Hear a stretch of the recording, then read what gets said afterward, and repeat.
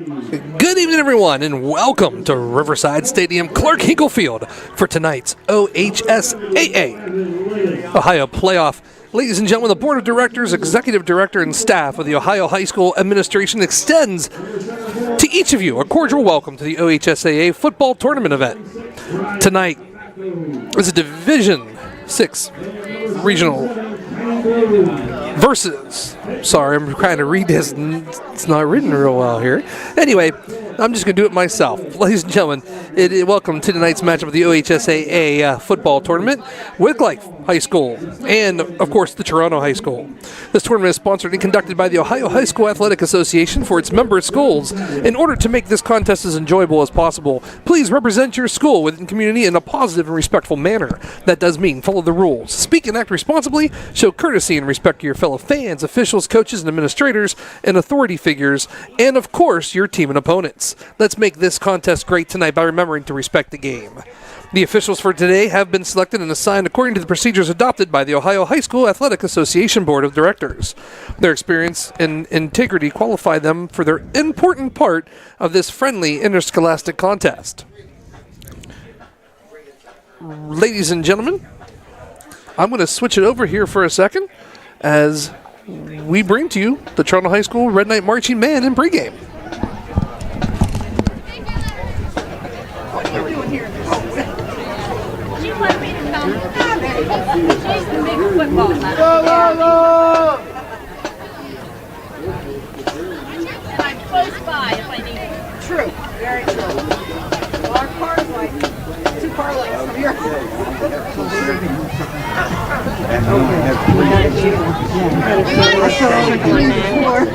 Yeah, they're trickling in. Ladies and gentlemen, please welcome the 2024 Toronto High School Red Knight Marching Band. Pre-game tonight is under the direction of our field commanders, Miss Claire Watkins and Miss Olivia Egan.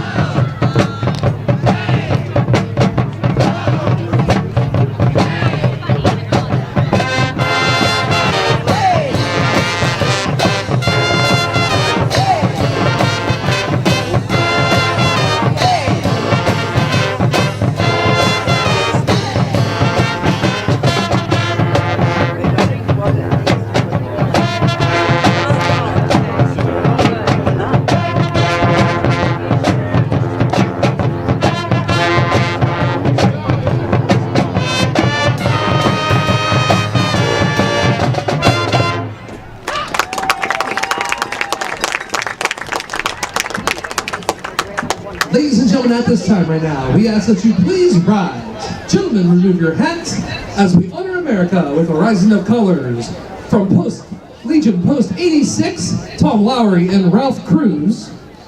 And as we honor America with the playing of the national anthem. And please remain standing for the Toronto High School alma mater.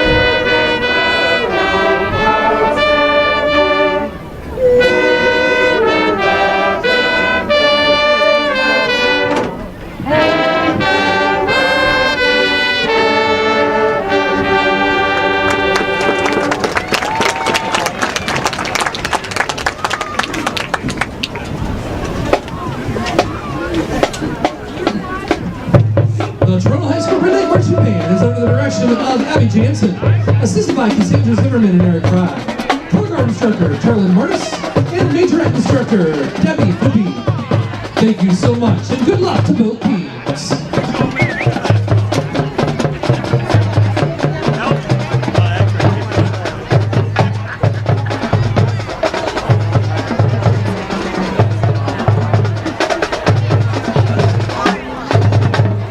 Toronto High School Red Knight Marching Band, the pregame here at Clark Hinkle Field. Good evening, everyone, and welcome. I'm telling you what, buddy, it is, of course, the OHSAA playoffs, which means you win, you move on, you lose, you go home, pal. Yeah. I mean, this is, there's no week 2, right? No. So you got to keep winning and keep playing. So this is round 1 of Since this was our last however many rounds. But listen, you can't look down the road. This is a game tonight where they got I don't know much about them. Both teams coming in at 7-3. I know they have a good kicker. Just talking to some people here in the booth that they're broadcasting to and kind of next to us here. But we'll see. I don't know who they play and haven't really watched anything online or anything. But Agreed. they look good warm-ups. They look like a good team. So it should be a good matchup tonight. Gentlemen, the officials for tonight, of course, referee Harry Myers, umpire John Bishop, linesman Don Haynes, line judge James Hood, back judge Joseph Wagner, and the center judge Bradley Mason. So those are the men who got the call for the first round of the OHSAA. playoffs here in Toronto, and it's great to host here. I'm kind of comfortable in the booth, and what, like you said, we kind of look, the last few games we've had here, it has been back and forth with both teams. Now the question that we have too that we just like to discuss is, we always said the last one who's going to get the ball is probably going to end up winning the last two that we had, and it's come down pretty much to almost everything. Yeah, I mean, we've played some really good games this year. We've looked good in many games. We've had games where we didn't play our best and lost. But I think that we need to establish early tonight, right? I don't see the toss, but I did. Oh, I know that's a lie. I didn't. But of course, Dave Manning texted me, and also Bob ran in and told me as well, and I wrote it down. So Toronto has won the toss and deferred to the second half. Now here's the deal. I texted him back after he just texted, say Toronto won, deferred, and I went, how do you know we didn't see it? He goes, because you never see it. And I went, yeah, good point. It's kind of how it works. Yeah. Yeah, I don't ever look out there to even pay attention to when they are doing the coin toss, but we're normally running around and everything else. Our defense will be on the field first, and I like our D. We've been playing well. This last game, I thought we played really well. Agreed. We wrapped up much better than we did against Caldwell, and tackled better in space and pursued the ball and helped out and did a great job up front in the line of scrimmage. We got down. Big boys up front. We got down really 2 scores early. We did. And it looked like it was going to be kind of all them. And then a lot of guts by our kids and come back and took the lead into halftime. And other than a couple penalties at the end, we win that game. Oh, I completely agree with you. And a couple touchdowns that we scored and got called back too, like you just mentioned, penalties. I agree. It's been a great season. We're not ready to call it quits yet. No, I don't think so. The kids are excited today in school. They had a little pep rally at the end of the day, and I think everybody's ramped up. I will say that tonight may be the coldest game of the year. I was going to say a very special thank you, of course, to Adio Halleck and Addison Izzo, because there are cameras on the sidelines, and what a day to be down there. And don't forget, we also have Wyatt Anderson up on top of the roof. Wyatt Sloan, I'm sorry.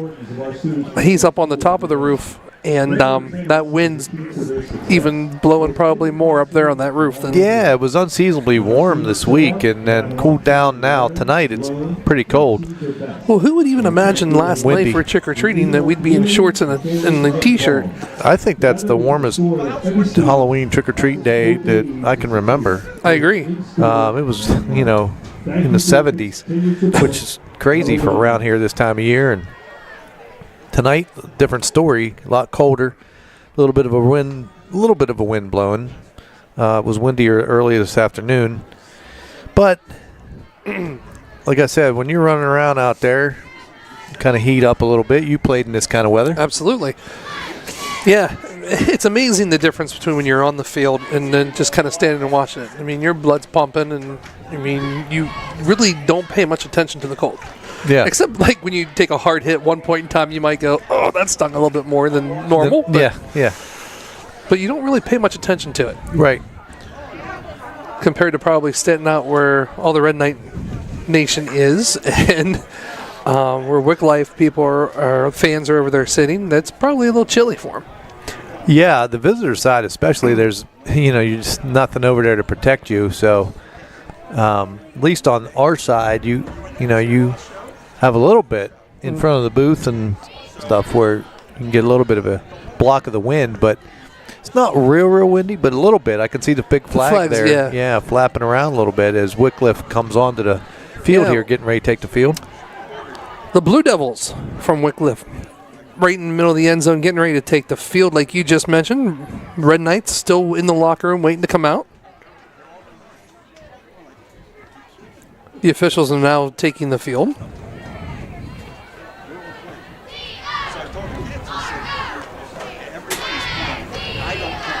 And here comes the Blue Devils from Wickliffe.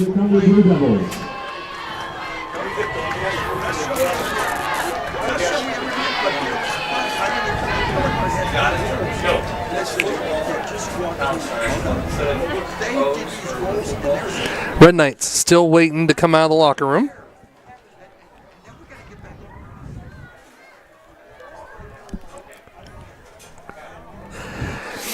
And I do hear some music starting to creep in here to Clark Hinkle Field, as I can also now see the band starting to jump.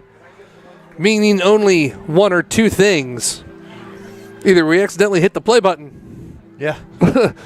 Or the Red Knights are getting ready to come out and looking them into the end zone. That's telling me that they're about ready. And we are about ready. And the fans are about ready to get ready to kick this OHSAA first round playoff game. Started.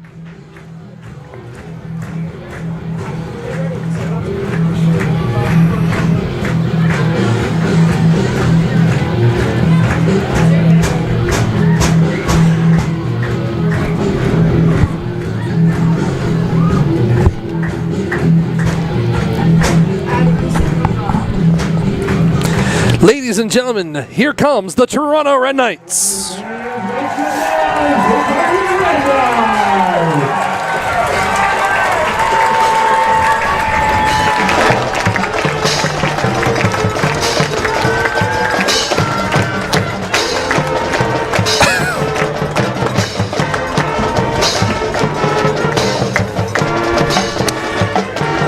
Number 7 right there running to the huddle. That is Mason Marchbank.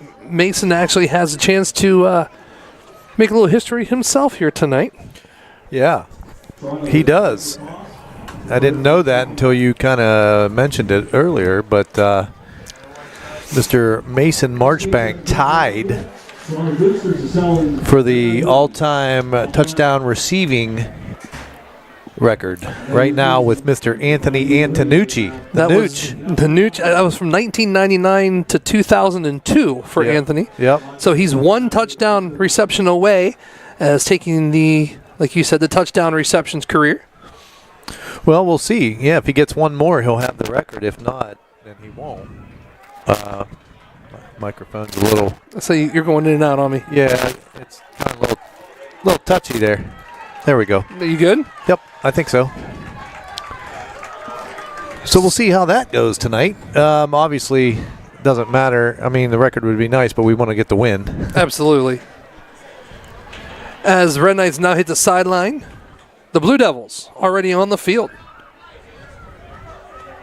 Taking a look deep back is going to be number 7, Kenneth Smith, deep back. And number 11, Nunzio Zagrasta, deep to receive for Blue Devils. Nunzio Zimcosta back in the back too as well, number 11. As the Red Knights are now taking the field here.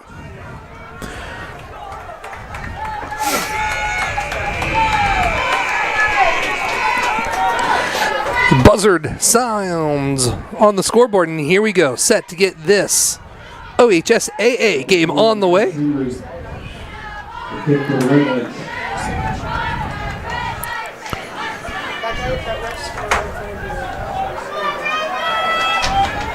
Kicking for the Red Knights is going to be number 20. Michael Henry. Squib kick. Gets it down. It's going to be picked up right around the 25-yard line. He has some room, dives forward as he gets to about the 38-yard line.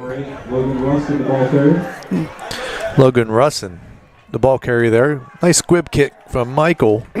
Henry rolled a pretty good way. Took a big hop, nice charity hop. He was easy to field. Hoping maybe he gets it at the ankles, maybe he mishandles it or fumbles it or kicks it away, and Red Knights could pounce on it, but took a nice big bounce, easy to catch that one.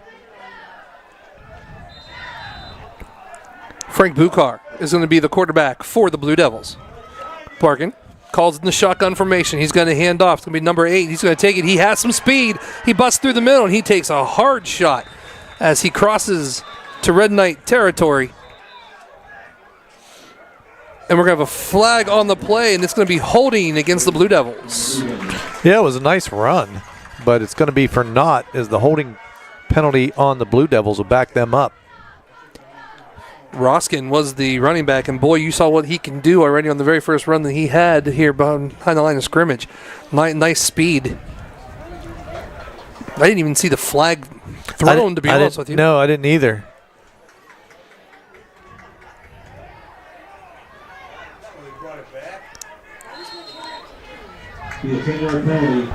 So, 10-yard penalty against the Blue Devils for holding. That's going to bring up 1st and 20. Ball sitting on the 29-yard line.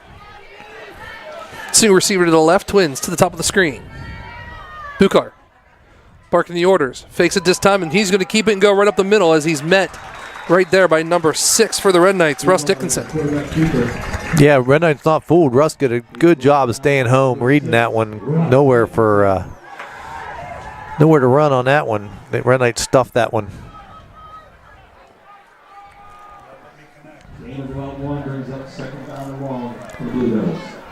Brings up 2nd down, 19. Ball sitting around the 30-yard line. Twins to the top of the screen, single receiver down to the bottom. Bukar into the shotgun. Behind him is Roskin. Fakes it. He's going to roll to the right. He's going to look to throw. He has no one open. Red Knights doing a nice job. Here comes the Red Knights as they swarm, and he goes down at the 25-yard line. But not only does he go down, but so does a yellow flag right in the top of the screen. Yeah, we'll see what this is. Maybe a hold came from the backside of the play. So we'll see. It is a hold on the Blue Devils, yes. They'll back them up even more. I'm wondering if, with being 3rd down, is he going to decline that penalty or if he's going to go ahead and take it? No, he's going to decline it. Declined it, yep. So that's going to bring up 3rd down and 19. Ball still sitting out on the 30 or on the 26-yard line.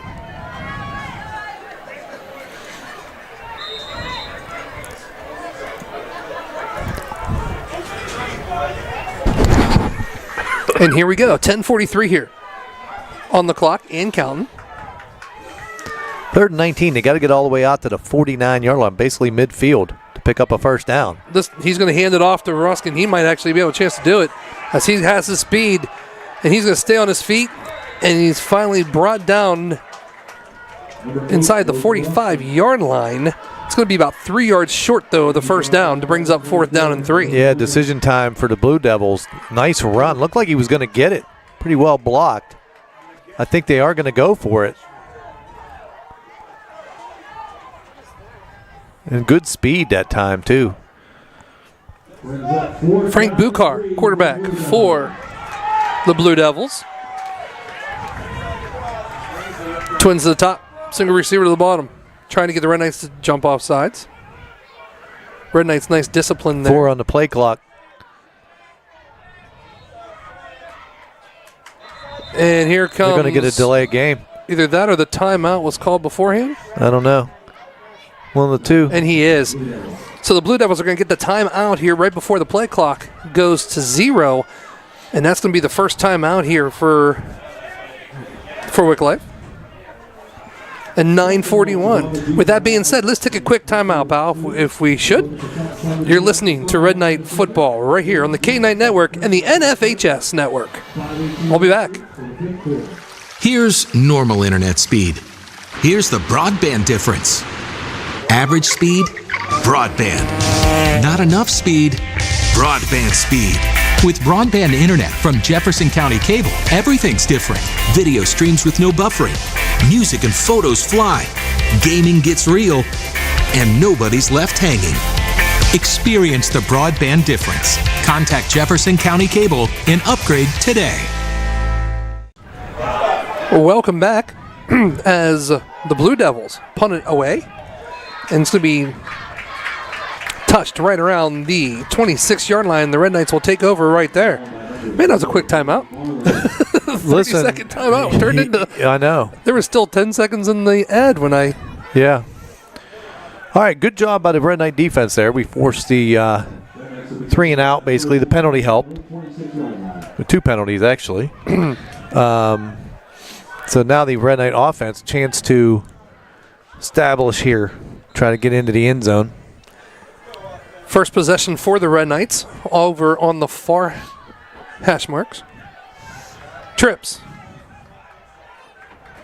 to the top of the screen. Single receiver to the bottom. It's going to be kept. It's going to be a nice run by Zeb Kenzies. He's going to put his head down, stays on his feet until finally he is taken down at the 45-yard line by number 20. Great job out here. Actually, we freed him up. Marchbank held his block on the outside. It's one thing to be a receiver. Another thing that the other duty is that you got to block, especially on the runs. And great job that time by engaging his defender and holding his block. Frees up Kinsey for a nice big run. 1st and 10. Kinsey stays in the shotgun formation. Boucher behind him. Going to hand it to Boucher. Boucher's going to get hit hard in the backfield before he has a chance to get moving. Wow. Andrew Darsh come through there pretty quick and hit Boucher. 4-yard loss for the Red Knights. 2nd and 14. Ball now is all the way back at the 40, pal. 2nd down, 14. This time, Zeb's going to roll to the right. He has a man wide open. It's Marchbank. He's going to catch it and go out of bounds after crossing in to Blue Devil territory. So that's going to bring up 3rd down and manageable. Yeah, he get pretty close to the sticks. Nice little out route. Going to roll Kinsey out of the pocket. Give him a little extra time. And Marchbank wide open in the flat. So it's going to bring up 3rd down and 2. Ball sitting on the 47-yard line. 8:31 here to play in the first quarter. Double sidecar in the back. Puts Brady Fair into motion. It's going to be a nice little pitch out to Brady Fair. He's got some room. He's at the 20. He's going to stay on his feet and gets hit hard as he is taken down the 11-yard line, but there's a flag on the play all the way back here around the 45-yard line. Yeah, that might be a hold on us. We'll see. It looks like it is going to be. I It's think from so. the preliminary call. Oh, I used a big word. You proud? Yeah. It is a hold on the Red Knights, and so the big run gets wiped out. Telling you what, you know who made that play? I didn't see the number, but as he was running, they had a linebacker blitzing the gap, and they just had a chance just to kind of just chip off him, just to give him enough room for Brady Fair to get to the outside. So it's a big penalty because it's a 10-yarder. Instead of a 3rd and 2, it's now 3rd and 12. Yeah, Ball back on the Red Knight side. Yeah, it's going to take him, buddy, all the way back down to about the 44-yard line. See what's up the Red Knights sleeve. 3rd and 12. Trips to the bottom of the screen. This time they're going to move Boucher out. Looks. Going to throw quickly. It's going to go to Fair. Fair's going to take it. Has a chance to get a couple of yards about midfield, but they're still going to be about 5 yards short to bring up. Well, they're going to actually back it up one. It's going to be about 4th and 6 for the Red Knights. Yeah, that play just took a long time to develop. We're trying to get that screen out to the side. Blue Devils Brady were not, Fair, you know. Blue Devils were not. They were full not. on that. Actually, Jake Beal did a great job of coming up, stopping that one for the Blue Devils. So Red Knights will be forced to punt. This looks like it came off of the side of Aiden's foot. Still gets to about the 30 and starts coming back toward the Red Knights a little bit. He's just going to pick it up and finally down it around the 31-yard line. And that's where the Blue Devils will have their second possession in this game, pal. All right, so both offenses kind of stall on the first one. We'll see how the game goes, but kind of settling in, I guess, both teams and trying to find what works, what doesn't.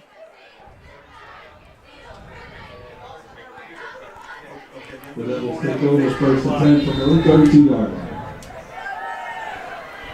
So here we go. 7 minutes and 25 seconds left to play in the first quarter.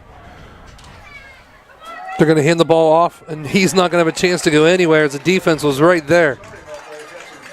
Wow. I'm trying to get a number here before I say anything. That was a hit. I think it's Boucher. Boucher came in and put a lick on the running back there. Someone's still down, actually. Yeah, it's going to be an injured Blue Devil. Injured Blue Devil, yep. So with that, we're going to take a quick timeout. You are listening and watching Red Knight Football right here on the K-Night Network and the NFHS Network. Losing a loved one is a very emotional and difficult experience. The Foster family and their professional staff at the J.E. Foster Funeral Home treat you like their own. For over 35 years, Jeff Foster and his son Jay have been serving Jefferson County and the communities of Toronto and Smithfield. If your family is faced with the loss of a loved one, or if you simply wish to discuss your pre-planning options, turn to a family you can trust. Visit their website at jefosterfh.com to see how their family can care for yours. Offensive linemen should have to come out for at least one play, assuming that everything is A-OK. So, welcome back. Here to Clark Hinkle Field. Injured Blue Devil actually walked off under his own power. So, second down 10 now. Single receiver to both sides.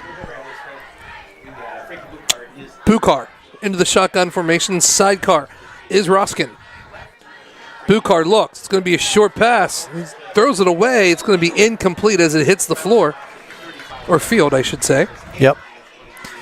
Good attempt, actually. Jake Beal, the intended receiver there, dove for it. Just could not get his hands underneath the ball. Would have only been a short gain of about 3 maybe. So now we're 3rd and 10. He did make a nice effort to come back to the ball to get it. Yeah, the ball was thrown well behind him. He had to put the brakes on. Like I said, he couldn't quite catch up to it. Made a good attempt. So 6:52 here to play in the first quarter. 3rd down and 10. Ball sitting on the 32-yard line. Twins to the left, single receiver to the right. Bukar is not going to be able to get the snap off in time before whistles blow. It's going to be a delay of game against the Blue Devils. Yep, that'll back them up 5. I want to thank our sponsors tonight, the Toronto Boosters, for providing the game ball receiving. Here's your winning ticket number, 967-860. Come back right to the line of scrimmage pretty quick. Twins to the top of the screen. Single receiver to the bottom. Bukar into the shotgun. Bukar rolls to the right, looking to throw. He has a man. It's going to be caught, and he's going to actually stay on his feet as he just misses him, and he's hit out of bounds by number 22, Xavier Kinsey. Yeah, Kinsey put a lick on him, but not until he picked up a first down and then some. Just had a missed tackle out there. Brody Winters was out there. He pulled half his shirt off. That's just couldn't bring him down. It was. I didn't know if it was that or a towel. I wasn't sure what he he had him by the shirt. He actually ripped it, but good leg strength from Beal that time. So here we go. Bukar, shotgun. Jackson. They're going to hand the ball off to number 11. He's going to shake and bake a little bit and try to get to the outside. And then he's taken down by number 2, Drake Bauscher. Yeah, Bauscher came and cleaned it up. But I'm going to tell you what, Brady Fair did a great job of slowing him down and not letting him go. And then the 2 of them, give credit to both. Yep. For bringing down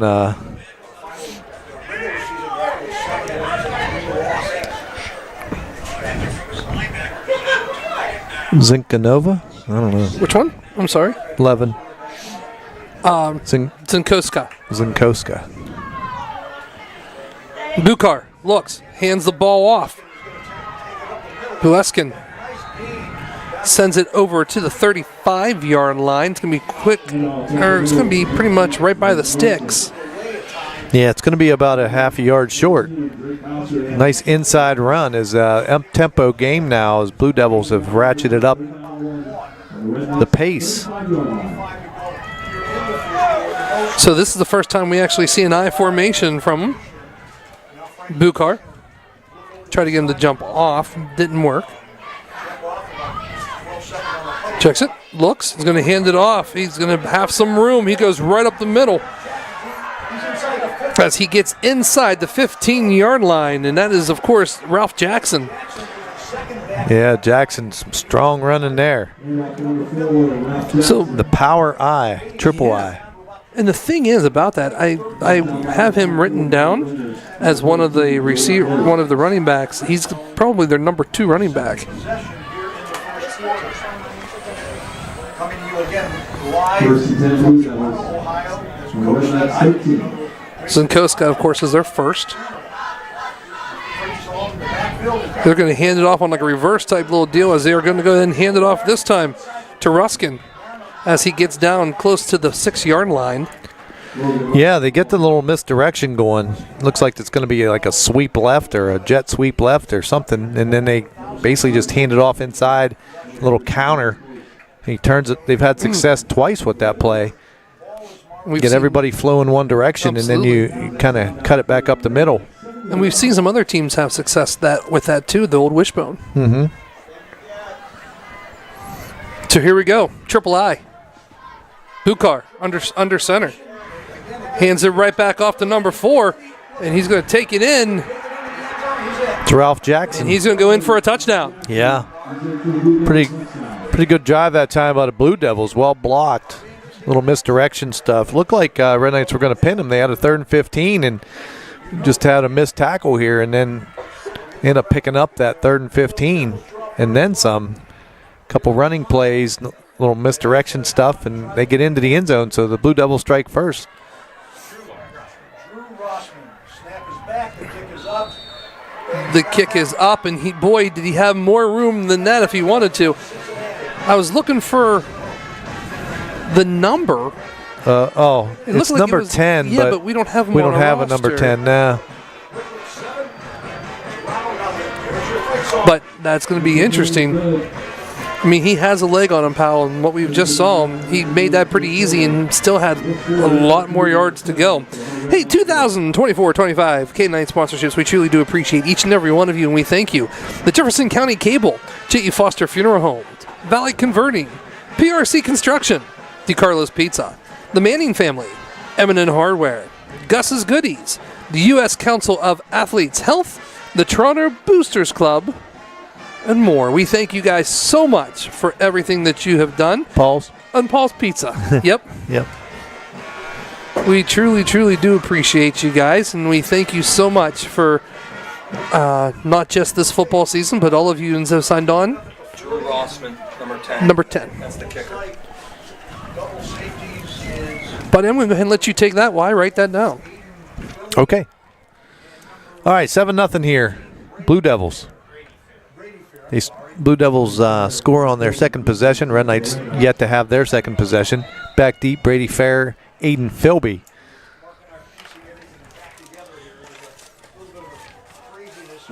Drew Rossman set the kick from the Blue Devils. So Rawson set the kick for the Blue Devils. Left-footed kicker. Wow, nice boot. Boots one way down into the corner. It's going to go out of bounds. Right Yeah. around the 5-yard line.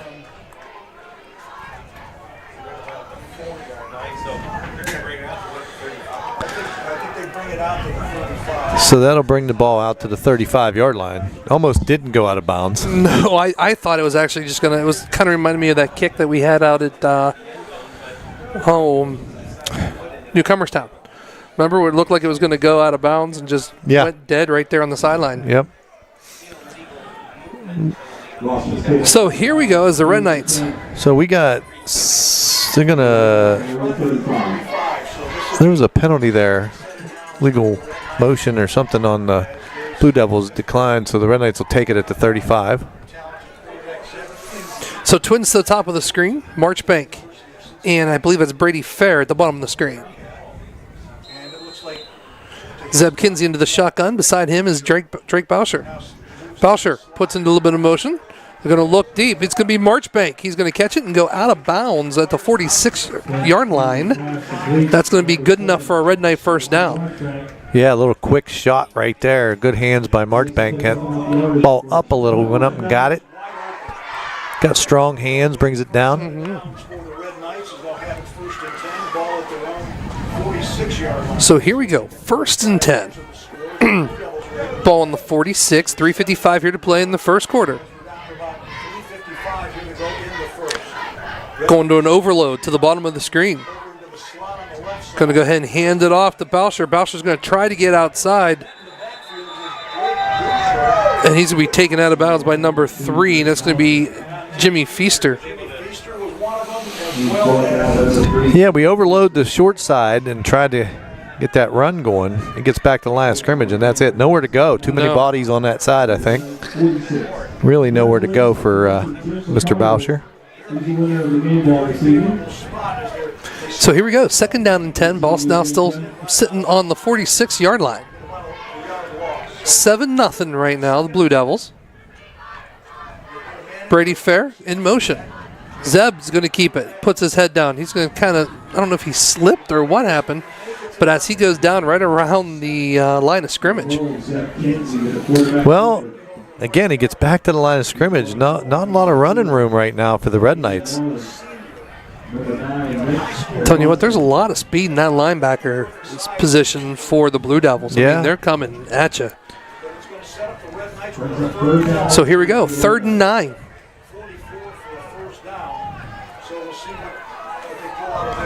Boucher comes over here and makes it twins to the bottom of your screen. Looks. He has some room. He's going to put it down on the ground and run it himself. He's going to keep it a whole lot more as he stays on his feet. 20 as he finally takes out of bounds. Well, I think Zeb said, I'm going to take this one. That was a determined run by Kinsey. Goes down, and I'm trying to think. I didn't really catch the number of whoever tried to knock him out of bounds. He just kind of ran him over and kept going.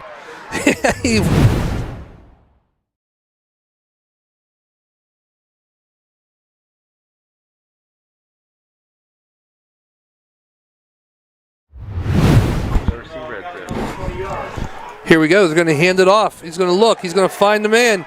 It's going to be into the end zone. It's Drake Boucher in for a Red Knight touchdown. I tell you, nice job by the Red Knights to answer the touchdown from the Blue Devils. That was big. That was really big. Now we got to get the extra point and tie this one back up.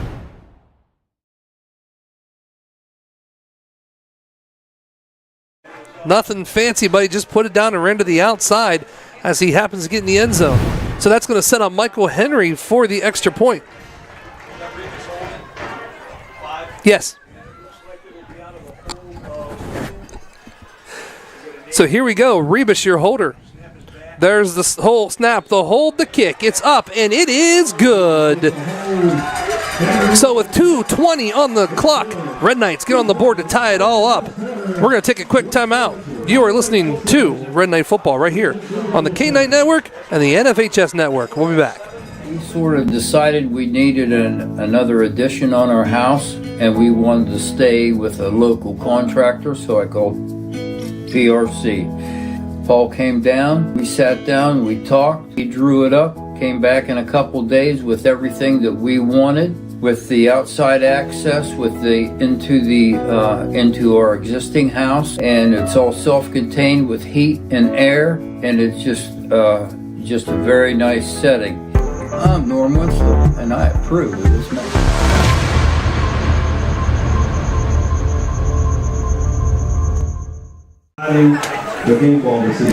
And welcome back here to Clark Hinkle Field, Riverside Stadium, as your Red Knights get on the board to tie everything up at 7.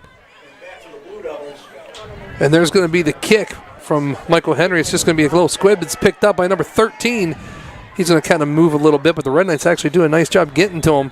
And that's what they'll take over here, 1st and 10, right inside the 35-yard line.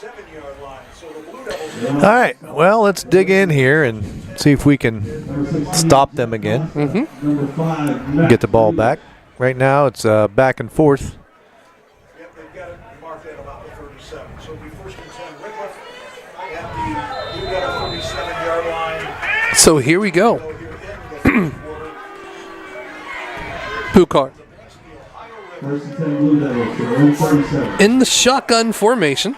Twins to the top of the screen. Single receiver to the bottom. Bukar puts a man in motion, and that happens to be number 8. As he's going to be, ball comes loose, but it's going to be falling right on. It's going to be Wickliffe ball. Yeah, actually, Russ is the ball carrier. They're trying to get it to him. The ball did come out, but it bounced straight back up like a basketball. It didn't roll forward. It didn't roll left or right. It just went straight back up. He's fortunate enough to pounce back on that one. So here we go. That's going to bring about 2nd down and 10 still. Twins to the top. Single to the bottom. Buchard in the shotgun. Sidecar beside him is number 4, Jackson. He's going to look to throw. He's going to fire, not really of his feet, as he runs out of bounds. Jim Wheeler, the intended receiver there, just overthrew him. Good pressure by the Red Knights. Getting some heat on Buchard for forcing the errant throw and out of bounds. So here we go, buddy. 1:30 left on the clock here in the first quarter. It's been a long first quarter. Yeah. Seems like it, doesn't it? It has. As the Blue Devils come to the line of scrimmage, nothing changes as far as formation goes for them. As Buchard's going to take it, and he's going to roll to his left. He's going to stay on his feet as Marchbank's back there. And then finally, Marchbank chased him out, and he was taken down. How about Spencer Board, number 18, huh? Coming all the way across the field, staying with that one. Good coverage, actually. Philby, I think they were going to try and go deep. He broke off his intended receiver and went and covered the deep guy. Nowhere to go with the ball. Red Knights defense collapses and picks up the stop. So that's going to go ahead and put Ruskin back in the punt position. Is deep back for the Red Knights is number 1, Aiden Philby. There's the snap, the kick. Not a bad punt. It's going to go right to Philby, right at the 35-yard line. He has some room to the outside. Nice little stutter step as he's going to get pushed out of bounds at the 49-yard line.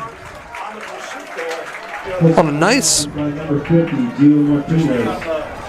to think where they're going to mark it. On a nice run. Yeah, he made a guy miss in space. That's good. They're going to mark it right at the 50. Cool. All right. So that's going to bring up Red Knights first down. Ball sitting right in the middle of the 50-yard line. 39 seconds here to play in the first quarter. We're tied up at 7.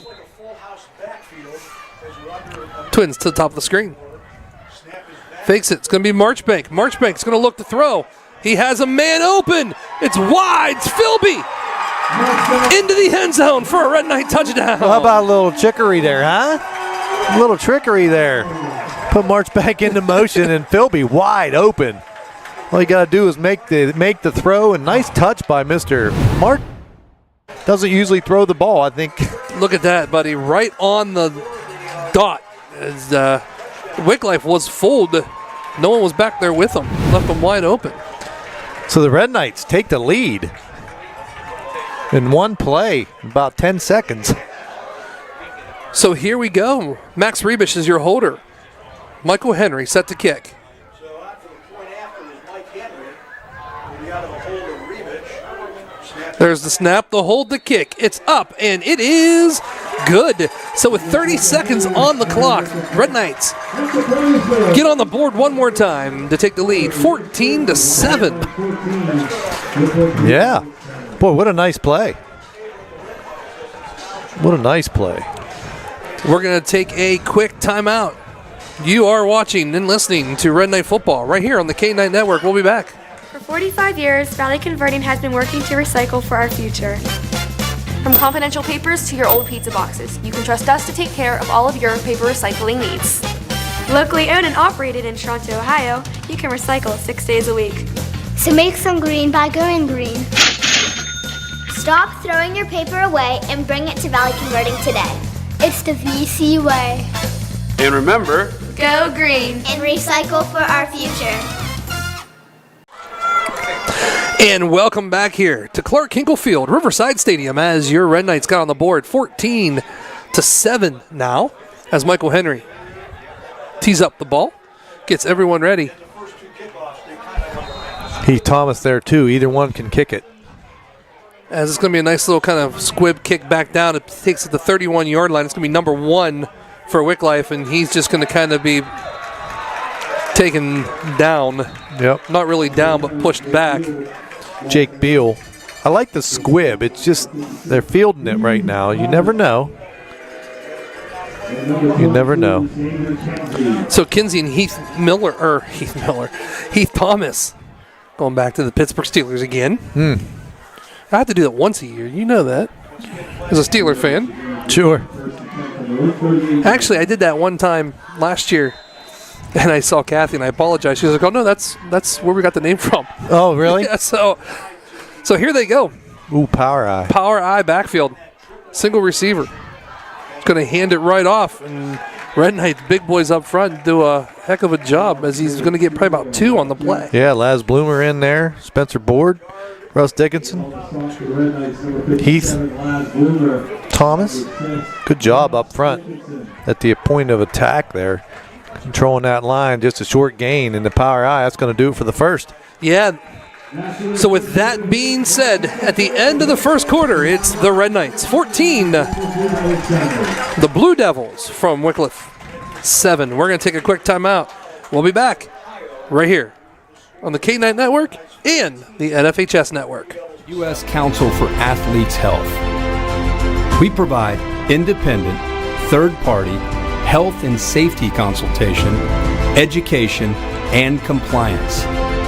We do all this because, like you, we're passionate about sports. Together, we'll make sports safer for every athlete. USCA, for the love of sports.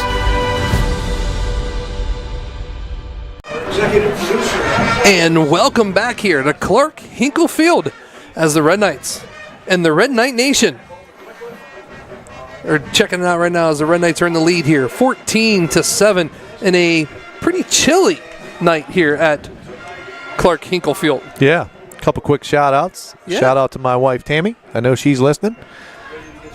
And Ryan Fidak tunes us in all the time. And, of course, board member, Mr. Andy Reeves.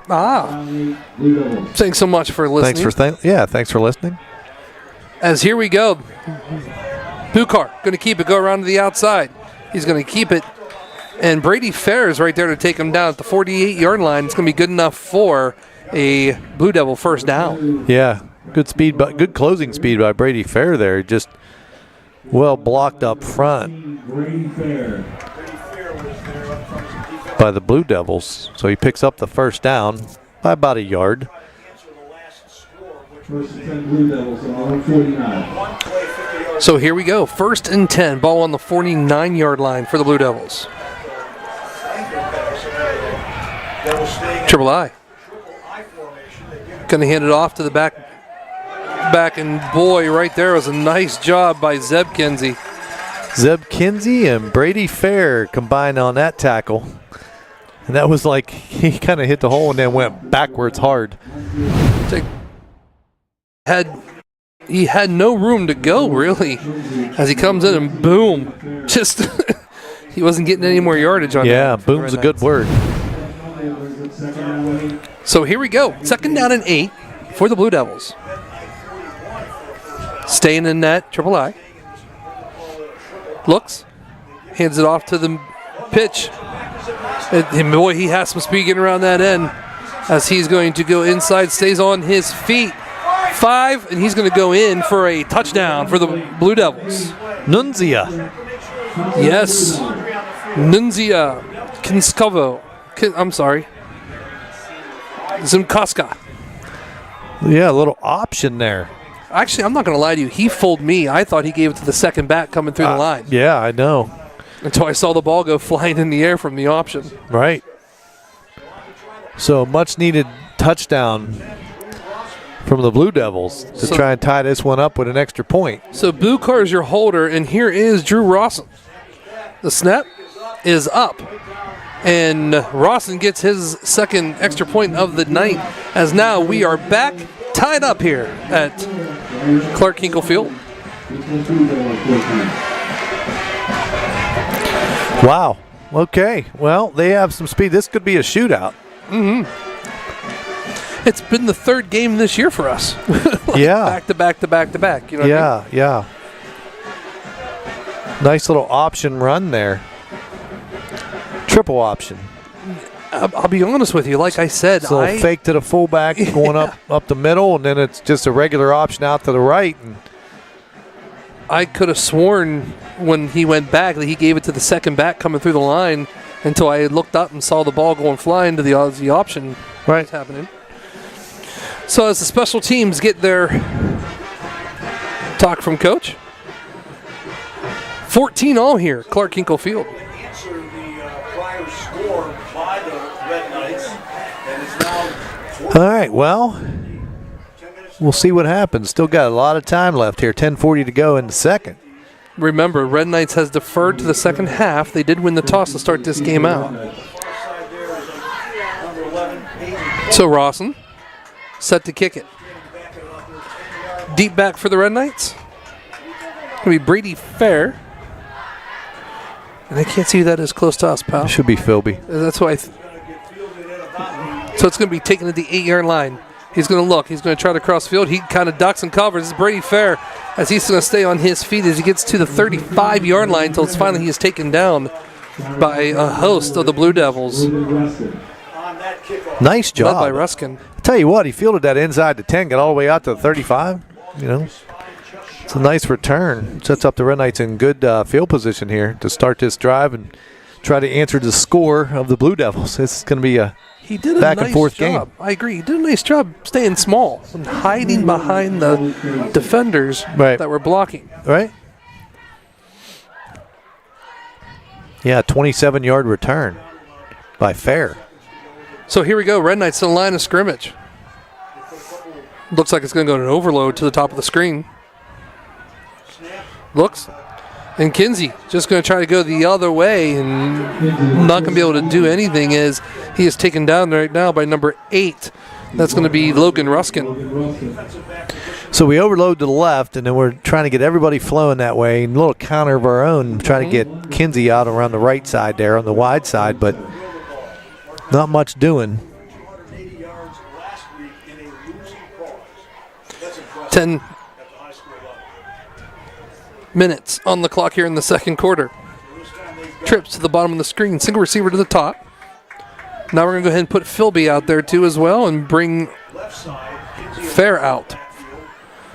Kinsey all by himself looking to throw. He's going to go deep. He has a man, and it's going to be picked off by the Blue Devils as he's going to taken down by Mike Henry. It's Jim Wheeler.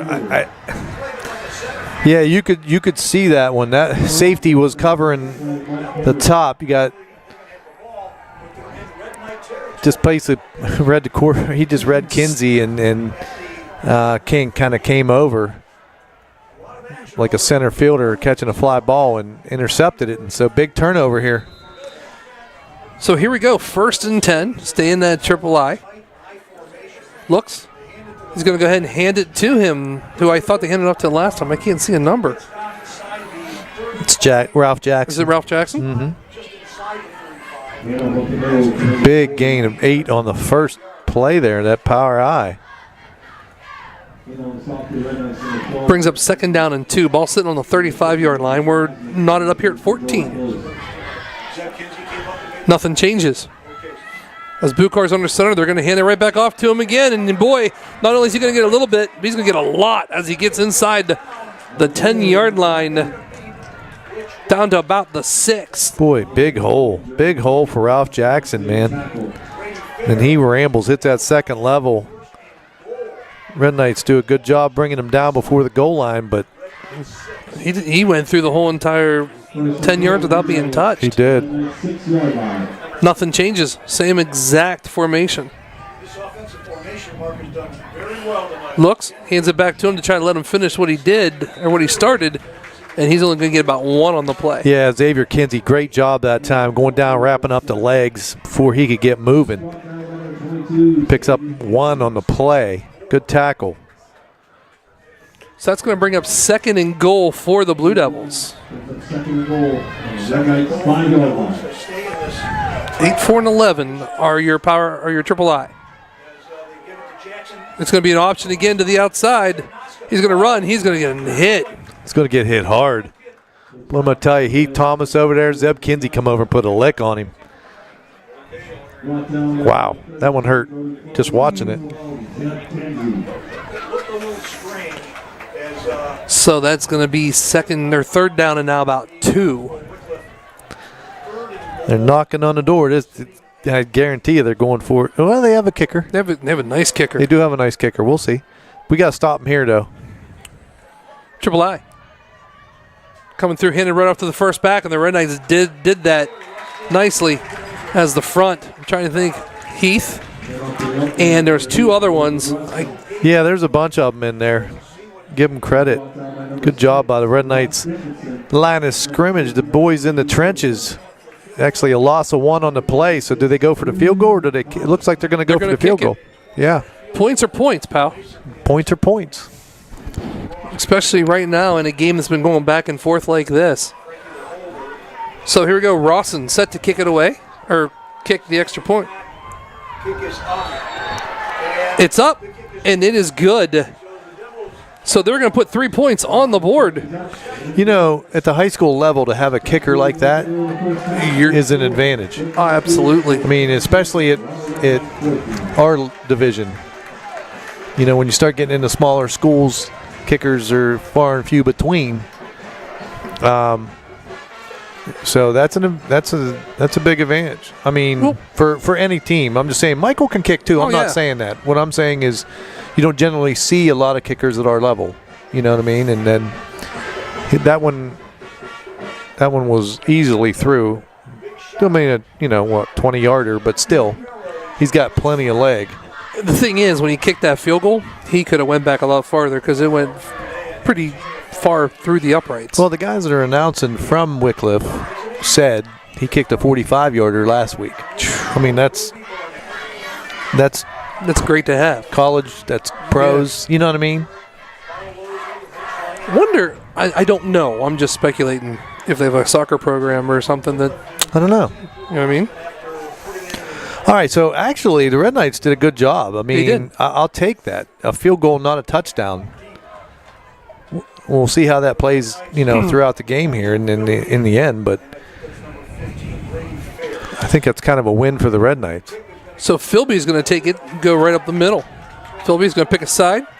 He's going to follow his blocker, and he's going to dive forward across the 35-yard line to about the 37-yard line. So that's where the Red Knights are going to take over 1st and 10 with 7:35 on the clock here to play in this first half. 7:35 to go here in the first half. 1st and 10 Red Knights on their own 38-yard. Shout out Dale Martin said they're fast. I said yes, they are. They Absolutely. are. Yep. Good team. Yeah.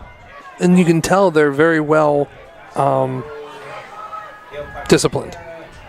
As this time it's going to be a pitch to Brady Fair. Brady Fair, I'm going to try to go up and maybe just get about 3 on the play. Just a quick pitch, trying to get Brady out in space. Use his moves and his speed. Good shore tackling that time by the Blue Devils. Number 9, Nick DeBlasi. Second down 8, and the Red Knights scored. So here we go. Kinsey into the shotgun formation. Going to pull Boucher out to make it Twins. Empty backfield, look and drop. He's going to have to roll to the left a little bit. He's going to get it out of his hands as he's looking for Marchbank, and it's going to be intercepted again by, I believe, number 8, Ruskin. Yeah.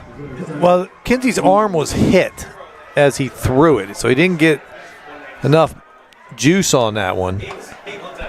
And so the Red Knights on back-to-back possessions turn it over. Number 8, Logan Ruskin will be intercepted. So we're definitely going to have to dig in here. We don't want to get him. I mean, if they get a field goal, okay, it's just like getting a touchdown on one of them, and you're still okay. But you don't want to go down 10 because we're 6:50 before halftime. Yep. So here we go. The triple I still formation for the Blue Devils. Looks, hands it off to the third back, which is number 11, and he's not going to have a chance to do anything as the Red Knights front line does a really nice job. Nunzio. Zimkaska. Red Knights doing a much better job these last couple series from the Blue Devils of stopping that power triple I. Actually going to lose one on the play. It's being second down 11. Trying to look. I like this defense that the Red Knights are putting in right now, 5. That way you're putting a nose guard right over top of the center as the whistles are going to blow. I think we're going to get a false start on the Blue Devils. We'll take it. That'll back them up. And that's exactly what it is too, buddy. False start. Brings up second down again. But I don't know why. With them running up the middle like that, I do like putting a nose guard up there under the center, trying to pop him when he snaps. That way, I mean, he can be off balance. Or number one, you just go low enough and create a huge... Bukar rolls, looks to throw. It's caught and then pushed out of bounds by number 24. It's Brody Winters. What I was saying, it just causes a huge... Yeah.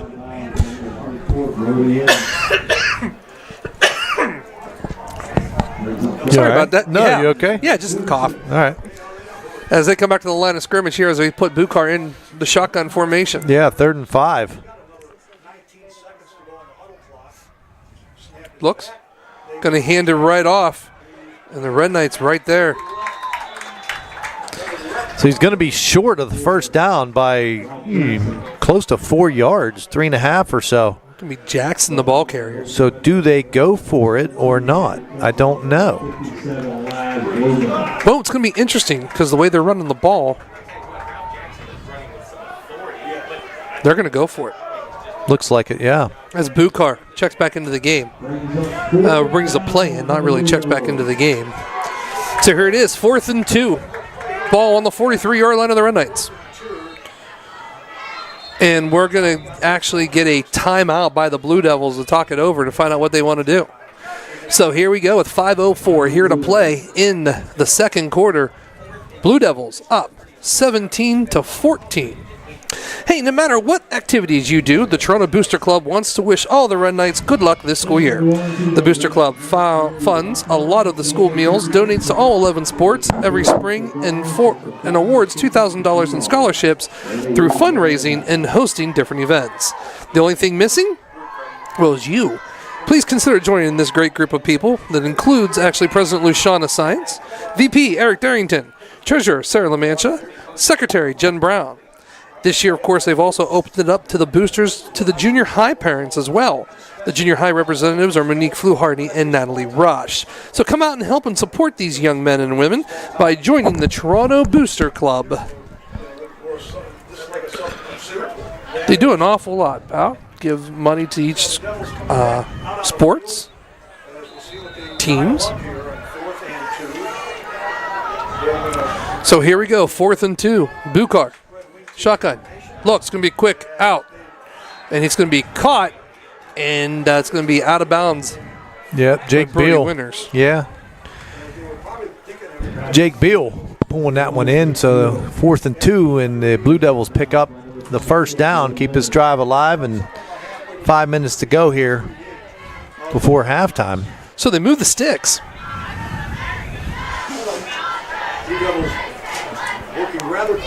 So here they go. Single receiver to the bottom. Going to put him back. They're going to hand the ball off to number 8. He's going to take it. He's going to shoot. And another hard hit. Yeah, Kinsey's coming up. I think Kinsey plays hard anyway. He does. But with the 2 interceptions, I think he's a little frustrated. Because that was another big hit by Zeb. And yeah, I mean, take a look at it, pal. There's nothing at all. Looks and right there. Not only did he hit it was a good clean Devil, hit too. Oh yeah, but not only did he hit the Blue Devil, but he also hit one of his own men too going in there. Mm-hmm. So here we go. Single receiver to the bottom of the screen. Looks, going to hands it off on some misdirection. That time, believe it or not, Red Knights weren't really fooled as they were just kind of waiting for him and taking him down after he gets across the 35-yard line down to the 36. We're doing a good job of staying home and not over pursuing like we did earlier in the game. So that play not as effective this second quarter. So it brings up third down and about 6. Yep. Possession Wickliffe was able to come up with based on interception. Last time they were able to go down and get a first. Nothing changes. It's Bukar back into the shotgun. He's going to look. It's going to be another quick. He's going to go deep. And that's going to be incomplete. Attended receiver was Jake Beal. Good coverage. Brody Winters, stride for stride. Look back for the ball. Good technique by Mr. Winters there. And pass incomplete. So now you're going to force a 4th down and 6. So I'm guessing they're probably going to go for it anyway. I mean, you're 3:34 to go. And Red Knights do have all 3 timeouts. And the Blue Devils down to 1. They burned 2 already. So, yeah, Wickliffe sitting only with 1, pal. Here's the deal, too. There's only 6 seconds left on the play clock. Twins to the bottom. Single to the top. 2 on the play clock. They get it off. Bukar is going to hand it off as they're going to go delayed. And he's not going to have a chance to do anything as the Red Knights stop him, and it's going to be Red Knights' ball. Yeah, that's great. So no damage done on the interception this time. And they only got 3 points out of 2 interceptions. Yeah. Right? So good job. Now the Red Knights need to go down, punch this one in, and then they'll get the ball back. They'll get the ball first coming out of halftime, yes. Chance to maybe extend a lead but yeah, this is I think this is a good big drive here. So here we go. 1st and 10, ball on the 33. I have a tendency of hitting them out. So here we go. Double sidecar. Fair. Gets it. He's going to try to go to the outside as Brady's going to take it. He's going to find some room. Gets close to the 45-yard line, stays on his feet until he crosses the 40. We're going to get a flag. But there is a flag on the play. Yeah. Flag's back on the 38-yard line. If you had to take a guess, what do you think? I'm guessing a hold. That's what I was thinking too as well. Legal block in the back against the Red Knights. Yeah, so that'll back them up. High school, they basically mark the yardage off from the line of scrimmage, not from the infraction. So should probably set them up. So that's going to take them back inside the 25-yard line.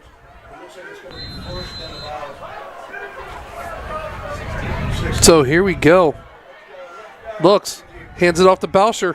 Bauscher's going to try to get to the outside, and he's going to stay on his feet as he gets back to the original line of scrimmage. And maybe about 1 or 2 more. Yeah, good job. Try to get some of that back, right? Yeah. Facing a 1st and 15, 1st and 16, picks up about 6 or 7 on the play. They're going to say he got to the 35, so that'll bring up a 2nd down and 8 there, Mr. Coburn. 3:07 here to play in this first half. Twins to the bottom. Looks, fakes it. Kinsey's going to look. Has a man down there. It's wide open. It's Marchbank. Marchbank catches it inside the Blue Devil territory and just goes right down. Keeps the clock. Yeah, I like that play. Roll him out. We've had success with that. You know, last week, those crossing routes in the middle were wide open. We really did a good job of utilizing that to our advantage. And Red Knights on the march. So here we go as they're in Blue Devil territory. 1st down and 10. Ball sit on the 49-yard line. 2:40 here to play in this first half. 17-14. Wickliffe fakes it. He's going to throw. He has a man. It's going to be incomplete. Yeah, Philby, the intended receiver, just threw his hands. But he had it for a second. It just kind of went right through there. You know, the ball's cold and probably a little slipperier tonight. Absolutely. I know we got gloves on. I mean, our receivers have the gloves on. It just, that one just through the hands of Philby. Would have been pretty close to a 1st down. Instead, it's a 2nd down and 10. Brings up second down and 10. So we're going to go trips to the top of the screen, twins to the bottom. We're going to leave Kinsey all by himself in the backfield until Boucher goes into motion. It's going to be a quick to Philby. Philby is going to take it. He's going to put his head down, runs over a Blue Devil as he crosses the 40-yard line to the 39. And that's going to be good enough for a Red Knight first down. I like it. High percentage throw. Going to get the ball out quickly to into your hands of a fellow senior playmaker. Got some speed, moves. Pick up a nice chunk of change there. Chunk of yardage. Move the sticks. So here we go. Kinsey. 2 people in the backfield with him. He's going to keep it. And he's not really going to have a chance to go anywhere, maybe about a gain of 1 on the play, Bow. Yeah. Tried to cut that one back. Problem was no one was there to block the 2 guys that were there. You know, I think the play designed to go out to the right. He tried to cut it back up the middle, and there's no one there blocking that. That's the only problem with the cutback sometime, you know. Got everybody blocking out one direction. And no 2 one guys coming stayed back home the on the other back side. side, yeah. Kinsey brings Brady Fair back there with him. Hands off to Fair. Fair has some blockers. He has some room until he's taken out of bounds by number 3. And that's going to be Jimmy Feaster. That stops the clock. 1:41 to go still here in the second quarter. Red Knight's still moving the ball. Yeah. Bringing up a 3rd and short. He picked up 7 on that play. Not a bad run at all. Third down for the Red Knights. Red Knight still has 3 timeouts left. Wickliffe has 1.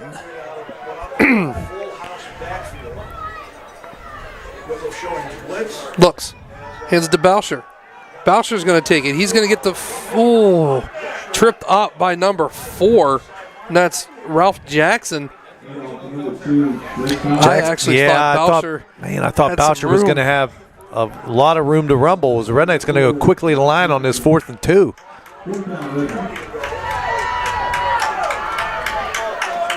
Red Knights do have 3 timeouts. And I believe that's what was going to happen, trying to get him to jump off sides. And so they're going to go ahead and take the timeout here with 1:15 to discuss what they want to do. 4th and 2. Hey, bud, my favorite holiday of all time is coming up. Okay. You know what that is? Thanksgiving? No. Go one more. Okay. It's actually Christmas, buddy. And the Toronto Police Department and their families will be holding their 8th annual Christmas with a Cop event. Now, it's the goal to help provide Christmas to those children who are less fortunate, because every child deserves a good Christmas. The hope is to provide each child with toys of their interest, clothes, shoes, and along with a coat, hat, and gloves. Now, the officers and their families are asking the community to help by donating toward their cause. They're asking for monetary donations or gift cards, such as Walmart, Target, or Amazon. Checks may be mailed payable to Toronto FOP Lodge 1, and you may drop off donations at the Toronto Police Department at 416 Clark Street in Toronto. They understand that these past couple of years have been very difficult and challenging times for many businesses and citizens, and truly appreciate any help that you can give to the cause. If possible, they would like to have all donations by November 8th, and they thank you so much for the consideration in this matter. As Red Knights come to the line of scrimmage. 4th down and 2. Looks. It's going to be fired down to Marchbank. Marchbank's going to keep it. He's going to be inside the red zone. He's going to stay on his feet until he's taken out of bounds inside the 10-yard line. Yeah. Nice play. Good hands by Marchbank. Almost dropped it, but he's got good hands. He really does. And then he's hard to bring down. You know what I mean? He ended up shaking a tackle, and they didn't wrap him up there, and Marchbank makes him pay. But you know what that means, pal. He is in the PRC red zone. And sustainability is at the front of everything that they do. Interior and exterior construction starts with that premise. 740-537-5214, as it's going to be just given right up. Spencer Board. Spencer Board he's going to get to about the 7-yard line. 54 seconds on the clock here to play in this half. very little gain on the play. Still got 2 timeouts left. So here we go. 2nd down and 7. 30. Gonna look. He's gonna throw. It's gonna be short to about the 5-yard line, and he's gonna go down. It's gonna be Aiden Philby on the reception. The Rednecks are gonna have to take the timeout with 21 seconds left here to play. Yeah, I like the play action, and then they just run a Philby on a slant. Just wasn't deep enough, right? Agreed. So you get down to the 5, you pick up 2, but now you're 3rd and goal from the 5. This is 4-down territory for sure. Well, actually, Michael can kick. I don't know. Do you kick it and maybe go in 17-17 or go for it on 4th? I don't know. That's why they're on the field, and I'm up here because you kind of start thinking to yourself that wouldn't be a bad idea. But then again, you want the points no matter what. And I mean, Michael has the leg. He can kick it from there. Yeah. So we'll see what they do. But right now it's only 3rd down and 5. Oh, they do have a soccer team then. Thank you so much. Because, I mean, he does have a leg on him to be able to kick. Yeah.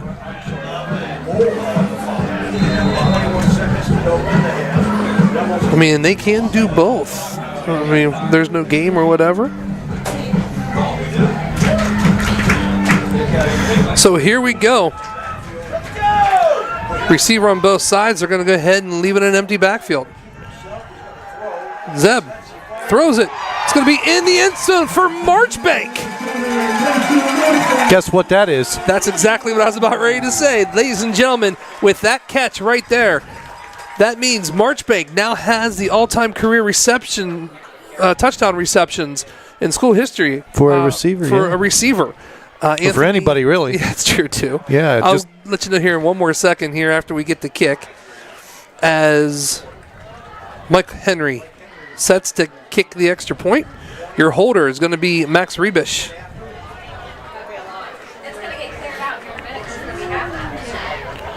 There's the snap, the hold, the kick. It is up, and it is blocked. So with 17 seconds on the clock, the Red Knights are up 20-17. And as we were talking about with that catch, that's going to give him the all-time receiving career receptions. Set the all-time career touchdown reception record with 21 touchdowns. Yeah, 21 touchdowns. Anthony Antonucci, the Nooch, like you said, was at 20, tied up with him from 1999 to 2002. Congratulations to Mason Marchbank for breaking the record. Congratulations. And he's not done yet. He still has a whole entire next half to play. He does. He does. 17 seconds on the clock. Well, that was nice. That was a big score because we get the ball coming out too. So.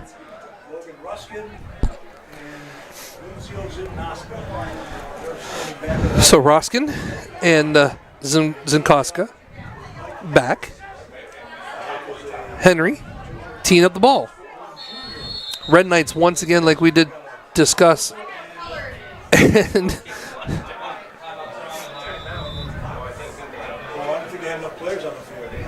I think we were short a player. Yeah, we were short a player. I saw him come flying down the sideline. So I mean, no big deal. I mean, so we burned the timeout. We still got one left. We do. No. In 17. Oh, no, I'm sorry. They do. They do. They have one. Yep. But 17 seconds left. You wouldn't think we're going to need it. Coming up at halftime, of course, we will turn to the field as we present the Wickliffe High School Marching Band, and following them will be the Toronto High School Red Knight Marching Band, and then, of course, back to more action here at the OHSAA High School Playoffs. Final 17 seconds of the half. Devils now find themselves behind by 3. They go ahead by 3. It's interesting because Michael Henry's right there, but there's a Heath Thomas right there too who can kick it off pretty good. Keeps it. Going to be taken down right around the 39-yard line. All right. That was a low bullet. It was. You know, and actually that's tough to handle. That he actually had a little trouble. And that 2-second pause is enough for our guys to get down there in coverage a lot closer and prevent the big return. So the other thing, stopping and kind of watching here for a second, 12 seconds on the clock. They're probably going to try to go, I wouldn't say they try to go deep the way they've been running it. That's exactly, so I think they're going to hand it off, and that's exactly what they do because their speed, if he can get to the outside like he just did as he cuts back. Uh-oh. 20-yard line. Someone's got to get him. Someone's got to get him. There's only Brady Fair right there, and he's going to go into the end zone for a Wickliffe touchdown. Wow. That's crazy. 0-0-0 on the clock. There was only 12 on the clock. There was 12 seconds to start that, and he runs, I don't know, 70 yards, 60-something, 65 yards or something. Wow. Unbelievable as he gets into the end zone to go up 23-20 against the Red Knights. It's going to be Rawson set to kick. Bukar. And it's good. So with no time on the clock here for the second quarter, the score. Wickliffe 24, Red Knights 20. We're going to take a quick timeout as we're into halftime, as we'll have the marching bands for you right here and a whole lot more. We'll be back. Mark, I figured they were going to throw something.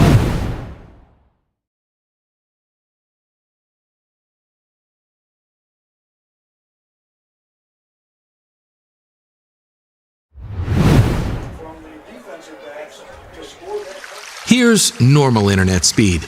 Here's the broadband difference. Average speed, broadband. Not enough speed, broadband speed. With broadband internet from Jefferson County Cable, everything's different. Video streams with no buffering.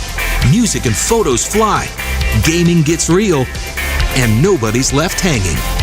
Experience the broadband difference. Contact Jefferson County Cable and upgrade today. That was crazy. Sideline was I wide. mean, that's even better than the end of the Washington-Chicago game. Absolutely. I agree. Ladies and gentlemen, Wickliffe Upper School is proud to present, under the direction of Mr. Evan Slamovich, percussion instructor Noah Garrison, and low brass advisor Michael Picciano. It's the often imitated, but never yet duplicated, Wickliffe Blue Devils Swing Band.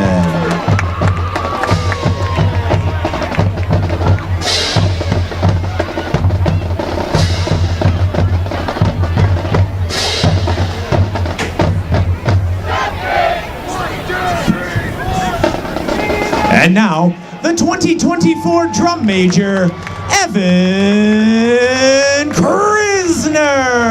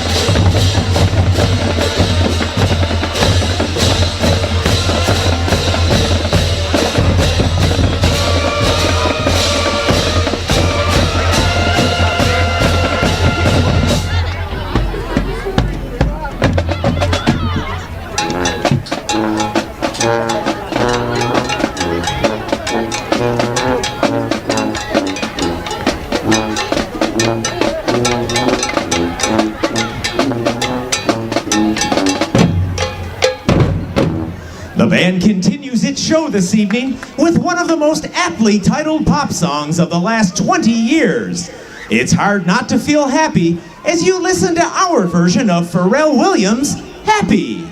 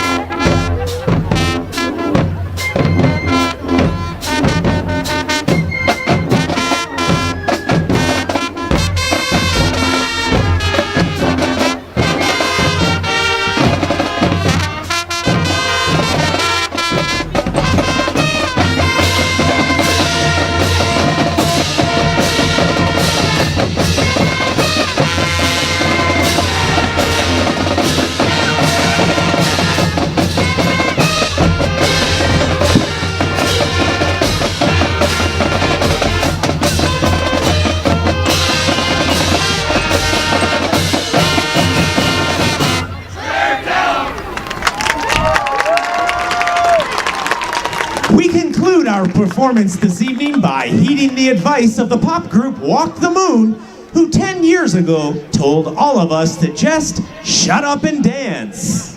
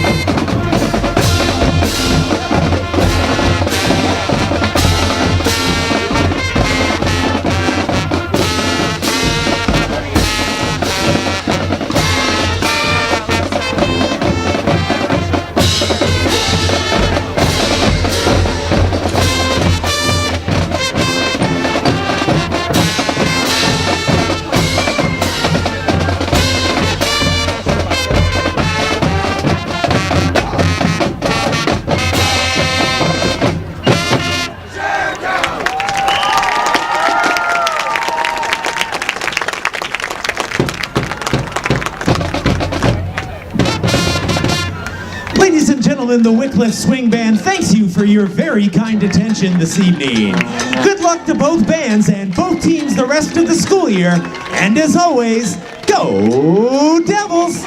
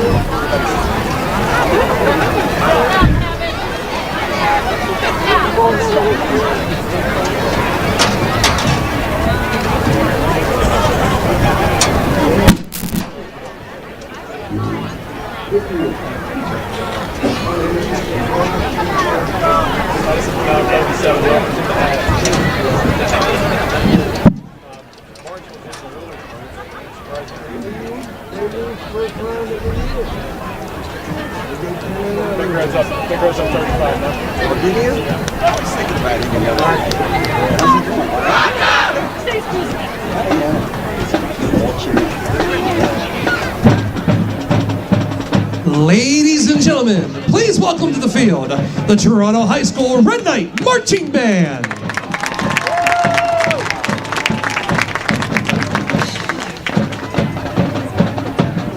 Tonight, we present our senior show.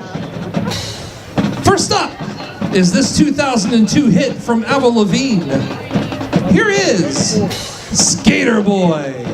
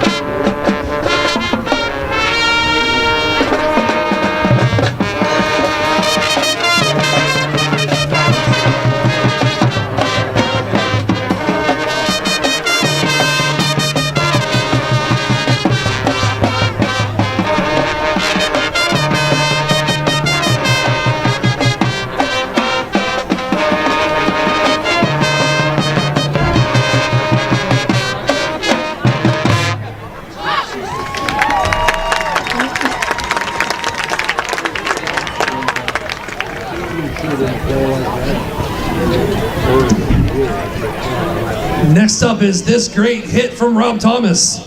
Here is Smooth.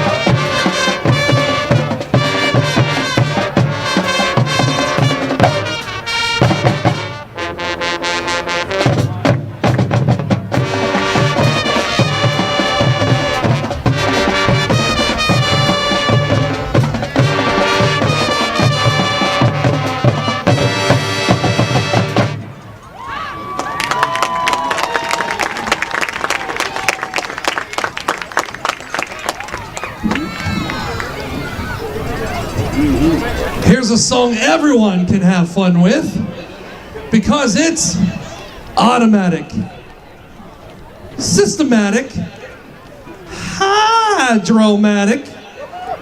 It's Grease Lightning, featuring the Toronto High School Marching Band drumline.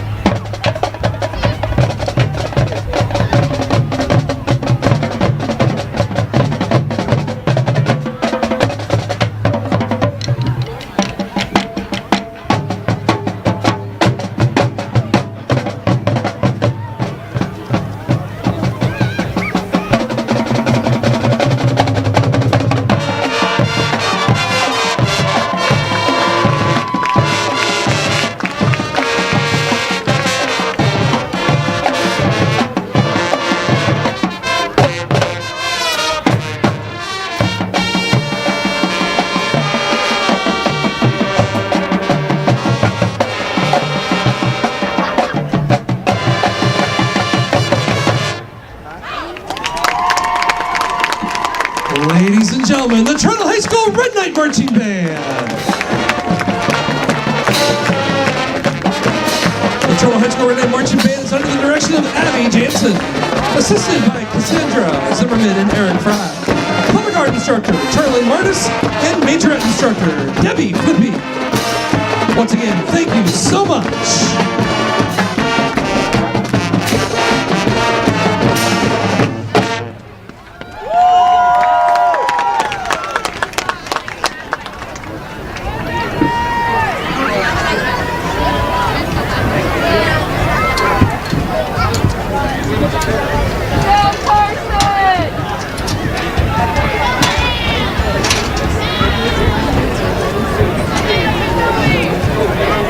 We're good. Losing a loved one is a very emotional and difficult experience. The Foster family and their professional staff at the J.E. Foster Funeral Home treat you like their own. For over 35 years, Jeff Foster and his son Jay have been serving Jefferson County and the communities of Toronto and Smithfield. If your family is faced with the loss of a loved one, or if you simply wish to discuss your pre-planning options, turn to a family you can trust. Visit their website at jefosterfh.com to see how their family can care for yours. And welcome back here to Clark Hinkle Field as the Red Knights are down right now with a score of 24-20 from Wickliffe. Just go over a couple of things here real quick, pal. Taking a look here. You can go ahead and drop that other mic too, buddy. For Wickliffe, rushes. Let's take a look at that, shall we? Ruskin, 8 carries for 97 yards and 1 TD. Jackson, 7 carries for 72 yards and 1 TD. Zimkowska, 6 carries, 55 yards, 1 TD. And Bukar, 3 carries for 11 yards. Taking a look in the air, Bukar, 3 for 6, buddy, with 46 yards. And in the air, receiving, well, it's going to be Beal, 3 catches for 46 yards. Taking a look at your Red Knights, as far as on the ground game goes, Belcher, 5 carries for 18 yards. Zeb carried the ball himself 5 times for 61 yards. And Fair, 1 carry for 6 yards. Passing in the air, well, Zeb's 10 for 13, 92 yards and 1 TD. Marchbank, 1 for 1, 50-yard TD pass. Receiving-wise, Philby, 4 catches, 61 yards and a TD. Marchbank, 5 catches, 69 yards and a TD. And Brady Fair, 3 catches for 12 yards. And that's kind of where we stand right now as far as the stats go here in the first half. Well, the stats are pretty even, and the score's pretty even. Yeah. You know, it would have been just a crazy play to end that first half. Red Knights went down, marched right down the field, scored with just seconds left on the clock, and, man, one play, 60-some yards or whatever, and Wickliffe scores and kind of takes some momentum into halftime, but Red Knights will get the ball first coming out. And we'll see halftime adjustments. They always play into this, and turnovers and penalties. And so we never know how this is going to turn out. But still a lot of game. You got a whole half left. No panic. 4-point game. We're right there, you know. Special thanks, of course, to our listeners all the time for sending us information and different things like that. We truly do appreciate all that. Jason Ray just sent a score in for us from Edison. Gerard's up 30-0 against the Wildcats. And he also says, good broadcast, and we truly appreciate that, buddy. Thank you so much. But that was kind of not what really was I expecting, is Gerard to handle him that well. Yeah. But we are almost here. We're 2:30 and counting here as the extra 3 minutes for warm-up time goes onto the board. Another quick couple shout-outs. Yeah, go ahead, man. Mac Raffa's tuned in. He always listens to us, especially when he's on the road. I don't know if he is or not. He might even be here, but listening, you know what I mean? Oh, yeah. Dave Manning popped up here today, and his brother Doug texted us. Oh, very said, cool. Thanks for broadcasting, and we again thank you for these cushy chairs. We're the envy of everybody up here in this box because we're not hurting after them sitting down. Yeah. So we do appreciate it.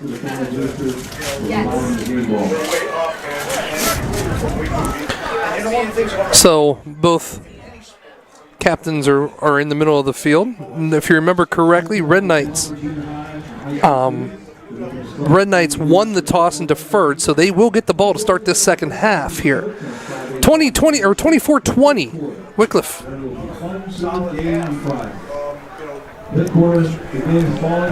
Is up right now over your Red Knights. Telling you what, I'm sitting here and it just keeps getting.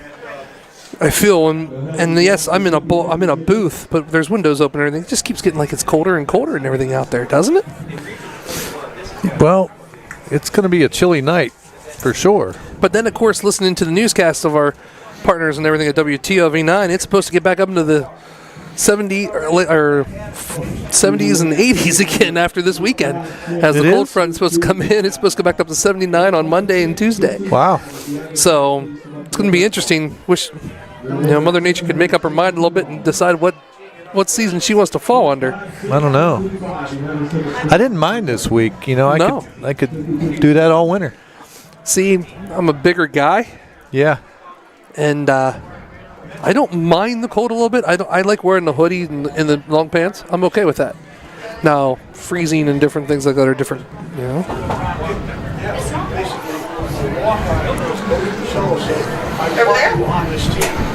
All right, well, let's see here. We need to be nice, get a good drive here and get in the end zone and regain the lead. As the clock's sitting at 3 seconds.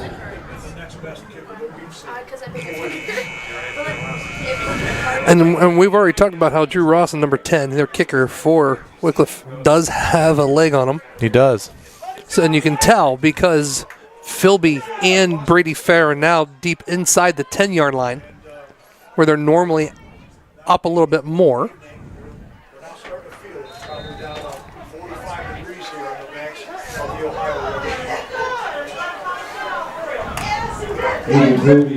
And here we go. Philby, fair deep back. Here's Rawson's kick. We start the second half. It's going to be kind of like on the ground. It's going to be picked up by Fair. Fair following some blockers. He has Philby. He's going to follow. He's going to stay on his feet until he gets about the 35-yard line. That's when he's taken down. Good return. Yeah. About a 20-yard return. Picked it up around the 15. Got it out to the 35. Good field position to start this first possession of the second half for the Red Knights. So here we go. 1st and 10 for the Red Knights. Ball sitting on the 35-yard line. 24-20. Blue Devils.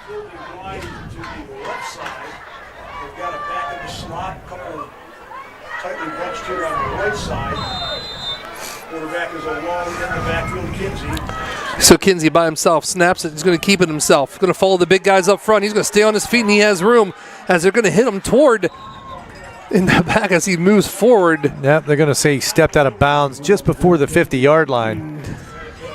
Good run. Good opening play by the Red Knights there. Good pickup by Kinsey. Well blocked. I'm going to say, even if he did run out of bounds, pal, you know what that is, don't you? It's a Red Knight first down.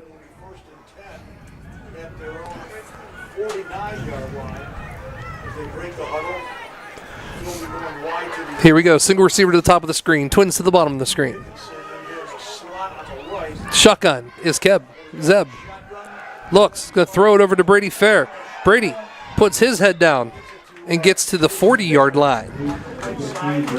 That should be good enough for a Red Knight first down. Yeah, I like those get it out quick. You know what I mean? You got to be careful, though. The corner might go to the well too many times, and the corner could read that and maybe step in, and it's a pick six because there wouldn't be anybody down there at all. Right. I wonder if it's a set up the middle, though. You know what I mean? Yep. Kinsey in the backfield. Shotgun. Hands off to Boucher. Boucher has some room out there. He's going to try to cut it back in as he crosses the 30-yard line.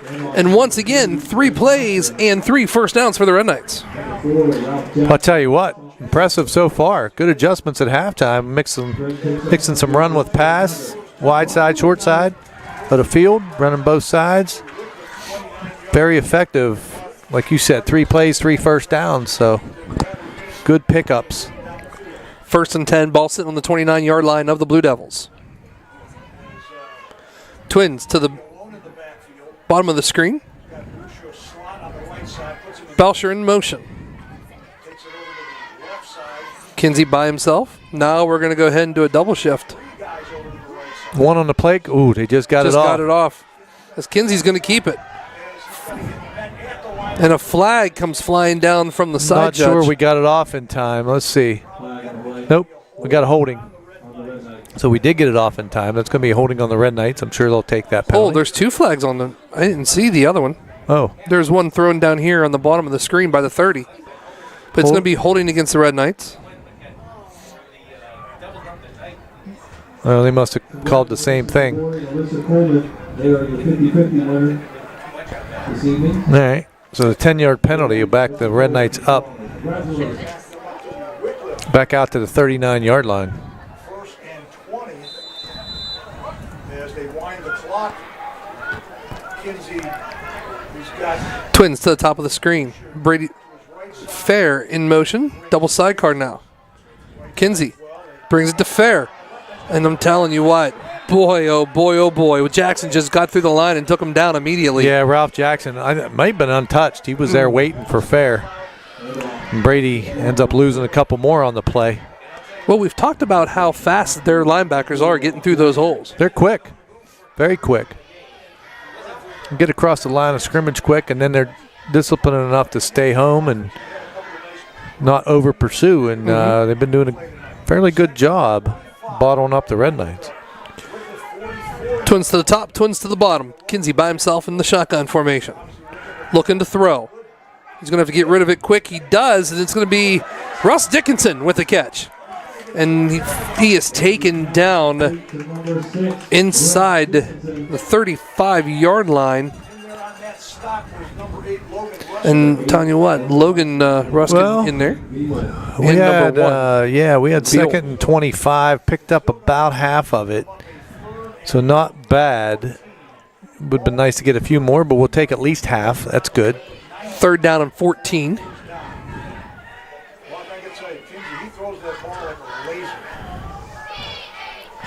Sidecar is going to be Boucher until he goes into motion. Brady Farron in motion this time. 101, Philby in the corner. He's going to have to go out. He does throw it, and it's a beautiful catch by Marchbank. Wow. Inside the 5. I tell you, that's a tough throw. Kinsey's on a decent sprint out. I mean, not a sprint, but he was moving toward, he got flushed out of the pocket. More moving to the sideline, looking downfield, has the patience. Look at that. And then throws just a beautiful touch pass. Good catch by Marchbank on the other end. Red Knights in business here. So here we go. That's going to bring up 1st down and goal as you're in the PRC red zone. Going to hand it right off to Boucher, and Boucher's going to walk in with a Red Knight touchdown. A great opening drive for the Red Knights. They needed that, get some momentum back. Good job by the Red Knights there, marching that one down the field. Even despite the penalties, they overcame them, and wow. Big third down play there. Oh, I agree completely. Conversion. As the Red Knights now take the lead back up 26-24 over Wickliffe. As Mike Henry set to kick the extra point for the Red Knights. Your holder is going to be Max Rebish. There's the snap, the hold, the kick. It is up, and it is good. So with 8:51 here to play in this 3rd quarter, Red Knights get on the board with a score of 27-24. Hey, pal. No matter what activities you do, well, the Toronto Booster Club wants to wish all the Red Knights good luck this school year. The Booster Club funds a lot of team meals, donates to all 11 sports in every spring, and awards $2,000 in scholarships through fundraising and hosting different events. The only thing that's missing, pal, is you.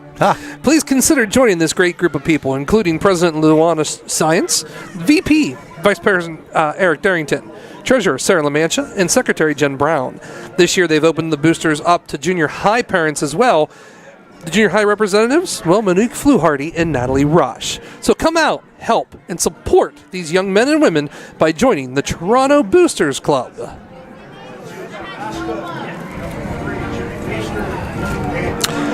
And J.E. Foster Funeral Home offers a variety of services, including funeral service, cremation service, and pet services. As it's going to be picked up, kind of bobbled a little right bit as the Red Knights get down the line and tackle him right around the 35-yard line. By the way, I also mentioned they do funeral pre-planning too, buddy. They have been serving Toronto, Smithfield, and Jefferson County for over 35 years and will continue to serve your family for many years to come. That's J.E. Foster Funeral Home, where their emphasis on family carries over to yours. Yeah, absolutely. So here comes the Blue Devils. 1st and 10. Ball sitting on the 35-yard line. Twins to the bottom of the screen. In the motion.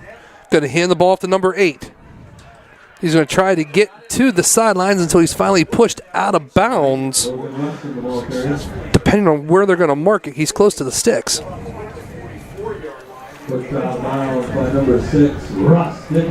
Yeah, Russ Dickinson shoved him out of bounds. He's going to be a few yards short. A couple yards short.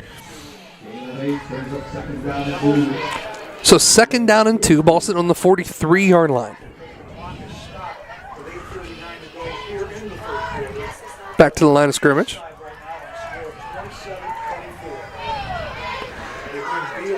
Bukar, shotgun. Hands it right off, and the Red Knights do a great job sniffing that out. I tell you, shooting the gaps real well that time is Boucher's in there. I think Russ was in there. Lucas Wiseman in there. He's going to come out for a minute. Kind of something going on with the left arm there, it looks like, as they're going to put Laz Bloomer in. So a 3rd down now. He loses a yard. 3rd and 3. Got to get to the 45-yard line. 8:07 here to play in the 3rd. They're going to go ahead and hand it off to number 8. He's going to take it. He's going to get the 1st down and a little bit more as he was down at the 50-yard line. Logan Ruskin. Back-to-back carries there. Well, not back to. Well, he carried the one first down play, but Red Knights wrap him up. But not until he gets a first down. Get the ball out to midfield now. Coach is complaining of a quick whistle, saying he was still on his feet. No matter what, though, it's still a first down for the Blue Devils. It is. So Wickliffe trying to answer the score from Red Knights. So here we go. Twins to the top of the screen, single receiver to the bottom.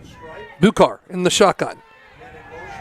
Going to go ahead and hand it off to number 11 as he's going to stop at the 50-yard line, cuts it right back up, and is taken down by Spencer Board. Yeah, Spencer and Laz Bloomer on the tackle, but I think there was a hold. I that's saw exactly what would be called right there, pal. Yeah, Brady Fair came through there and kind of got his shirt pulled, so that's going to be on the Blue Devils. That'll back them up.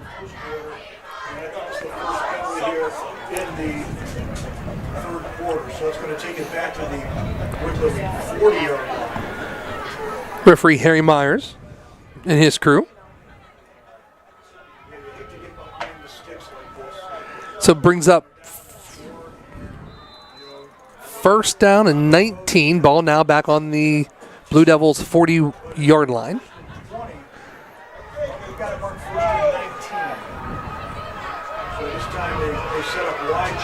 Looking. Keeps Bukar in the shotgun. Bukar looks for that option. They're going to option it off. It's going to be to Jackson. And Jackson this time is going to be pushed out of bounds by number 32 for the Red Knights, Brody Close. All right, good job by the Red Knights there. That's we see that option a few times. That time well defended by the Red Knights. He did manage to pick up about 8 yards, though. He did. So he's probably about 3 yards shy? No, I'm sorry, not 3 yards. I'm looking at the stick here on the screen. Yeah, 12 yards. He's about 12 yards shy.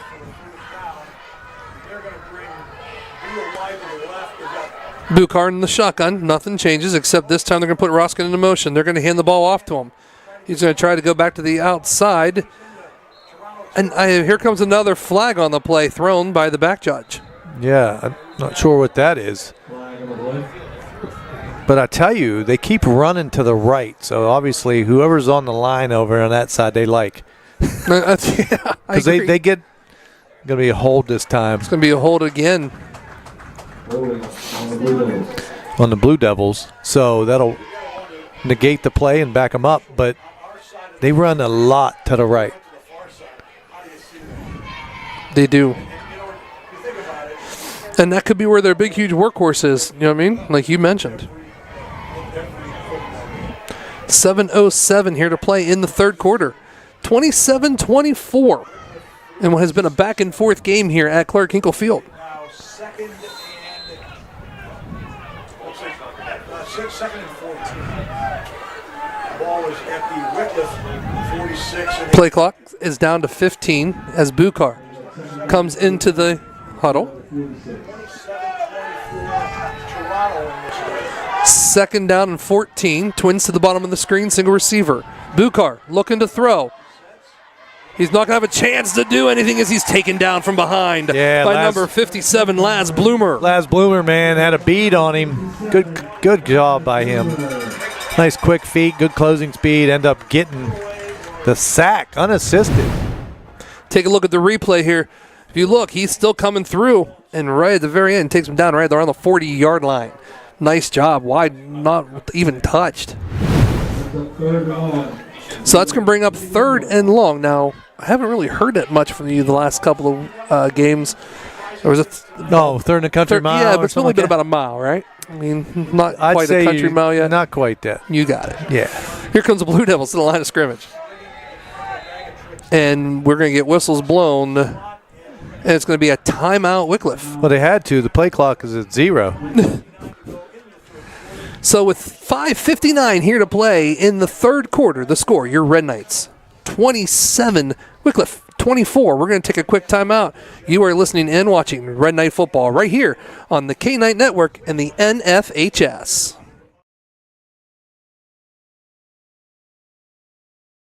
Losing a loved one is a very emotional and difficult experience. The Foster family and their professional staff at the J.E. Foster Funeral Home treat you like their own. For over 35 years, Jeff Foster and his son Jay have been serving Jefferson County and the communities of Toronto and Smithfield. If your family is faced with the loss of a loved one, or if you simply wish to discuss your pre-planning options, turn to a family you can trust. Visit their website at jefosterfh.com to see how their family can care for yours. And welcome back here to Clark Hinkle Field. 5:59 here to play in the third quarter. 27-24 Red Knights. As Bukar looks, it's going to be a short pass. This nice little flea flicker back. He's going to be on his way, and no one's going to even see this as Wickliffe goes into the end zone for a touchdown. The old Statue of Liberty play was run way back in the day. Yeah. Haven't seen it forever. No, I haven't seen it for a while, but that's it. Right? You just a quick catch out, and pitch, and then pitch it to the guy coming around the end, your buddy, your teammate. And man, the speed of Wickliffe is the reason that one was so effective. Looked like it was shot out of a cannon going down that sideline. So here we go. There's the snap, the hold, the kick. It is up and it is good.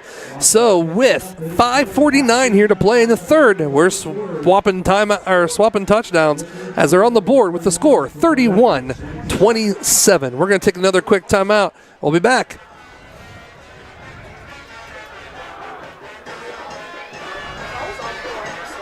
We sort of decided we needed another addition on our house, and we wanted to stay with a local contractor, so I called PRC. Paul came down, we sat down, we talked, he drew it up, came back in a couple days with everything that we wanted, with the outside access, with the into our existing house, and it's all self-contained with heat and air, and it's just a very nice setting. I'm Norm Winslow, and I approve of this message.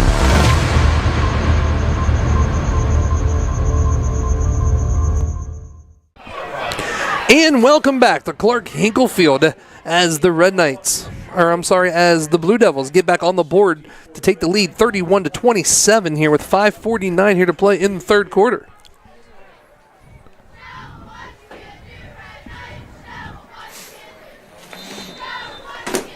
Deep back for the Red Knights. Philby, Fair, looking as Rawson set to kick it away here for Wickliffe. Still 10 seconds here on the clock, or the play clock, to get it off. As he kicks it off with 3 on the clock. It's going to be an little onside duper. And no, I'm not sure if he got it or if he was out of bounds. Yep, it's going to be onside kick, and they're giving it to Wickliffe. Wow. Unbelievable. That is unbelievable. So they're going to have a 1st and 10 on the 40-yard line, buddy.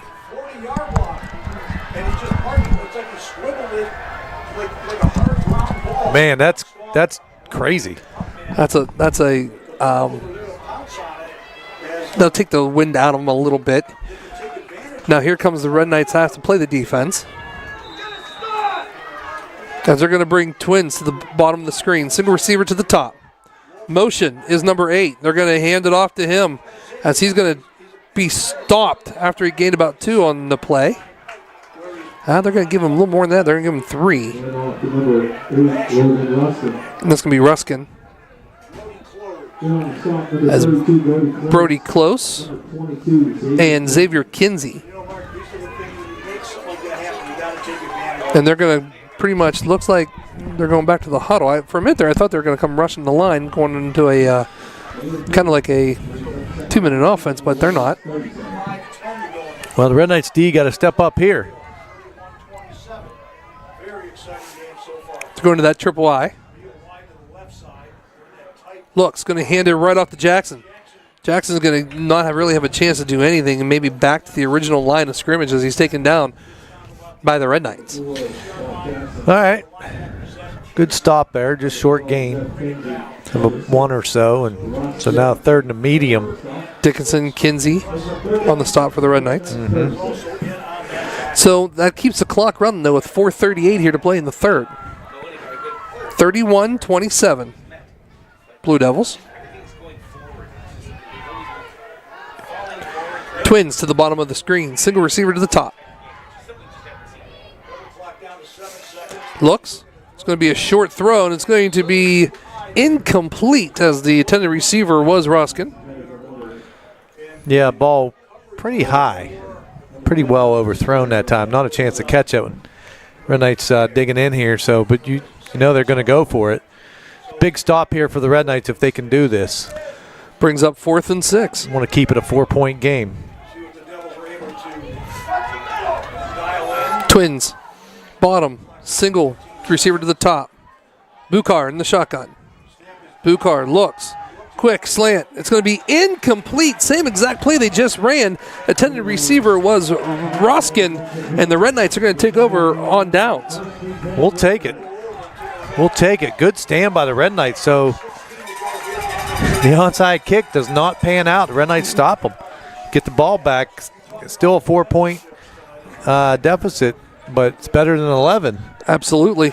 And so now the Red Knights with a chance to go down here and score and maybe regain the lead. This could be who has the ball last. It wins. It's got that feel.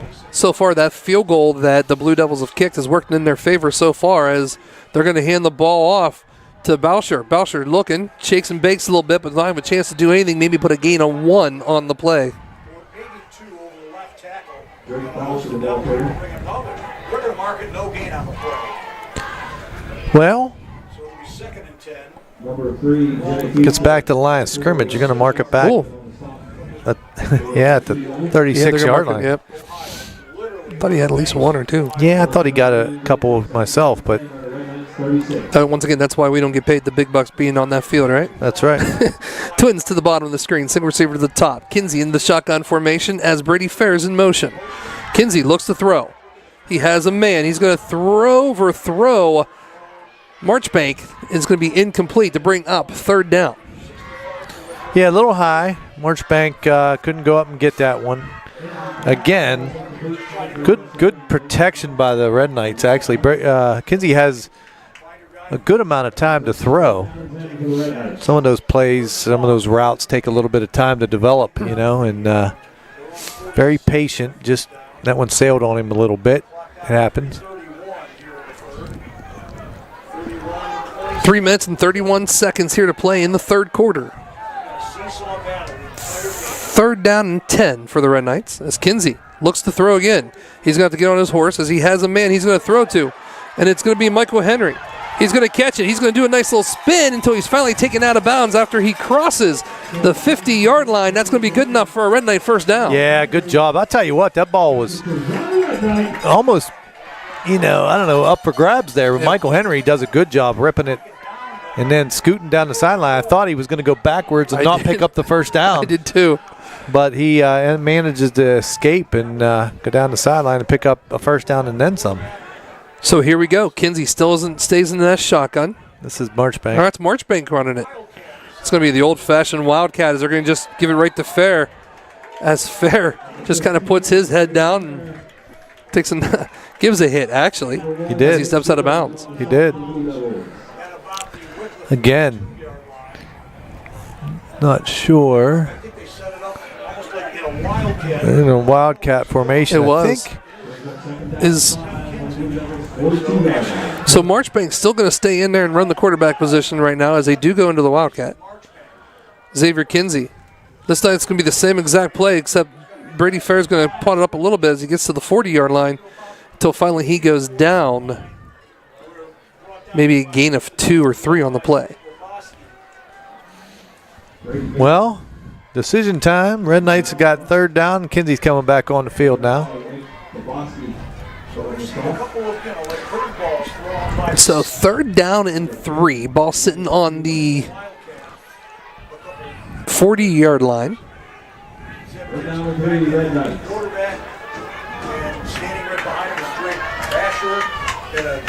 So here we go. Hands it right off to Boucher. Boucher puts his head down and goes for a couple of yards. It's going to be close. I think he's going to be short about a yard, maybe half a yard, depending. Yeah, he's going to be a yard short. So it's going to be interesting to see what the Red Knights do now. It's going to be 4th down and about 2, we could say, as Dickinson's bringing the play in for the Red Knights. All right. Here we are, ball sitting on the Blue Devils' 37-yard line. Under center is going to be Kinsey. Kinsey's just going to power himself all the way through until he gets to the 30-yard line. You know, I've been waiting for that call all year. Yeah. And I mentioned it last week on the air. I know everybody's running the spread shotgun thing.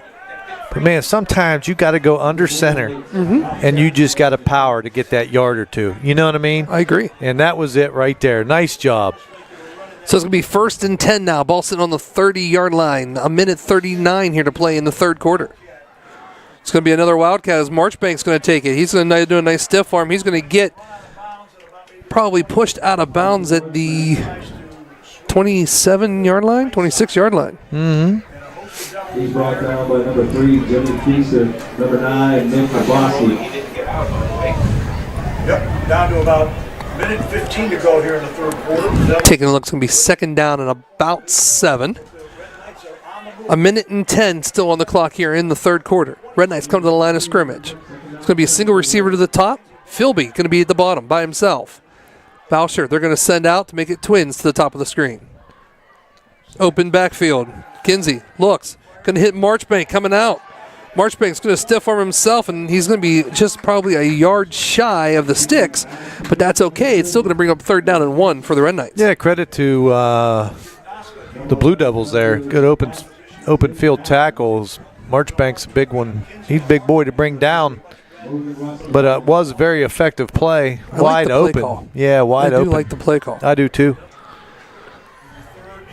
So it's going to bring up, like I said, 3rd and 2. Ball sitting on the 22-yard line. 23 seconds here to play in the third quarter. Philby down at the bottom of the screen. Looks. It's going to go right to Kinsey. Kinsey's going to keep it. Gets inside the 10-yard line. And that's going to be good enough for a Red Knight 1st down. So it's going to be 1st and goal with 11 seconds here to play in the third. And that takes us into the PRC Red Zone. It does. PRC Red Zone. The sustainability is at the front of everything that they do. Interior and exterior construction must start with that premise. They want your project and renovation to last for generations. PRC. Call them today, 740-537-5214. And that's going to be the end of the third quarter with the score. Wickliffe, 31. Red Knights, 27. We're going to take a very quick timeout. We'll be back with the fourth quarter right here on the K-Night Network and the NFHS Network. For 45 years, Valley Converting has been working to recycle for our future. From confidential papers to your old pizza boxes, you can trust us to take care of all of your paper recycling needs. Locally owned and operated in Toronto, Ohio, you can recycle 6 days a week. So make some green by going green. Stop throwing your paper away and bring it to Valley Converting today. It's the VC way. And remember, Go green and recycle for our future. And welcome back to Clark Hinklefield with, we get ready to start this fourth quarter. Another, just a quick shout out. Sure. Phil Ignat was listening. I appreciate that. We appreciate it, sure. As they still stay in the PRC red zone. Ball is now sitting right around the 8-yard line. 1st and goal for the Red Knights as we start the fourth. Buddy, 12 more minutes to play in this OHSAA first round playoff game.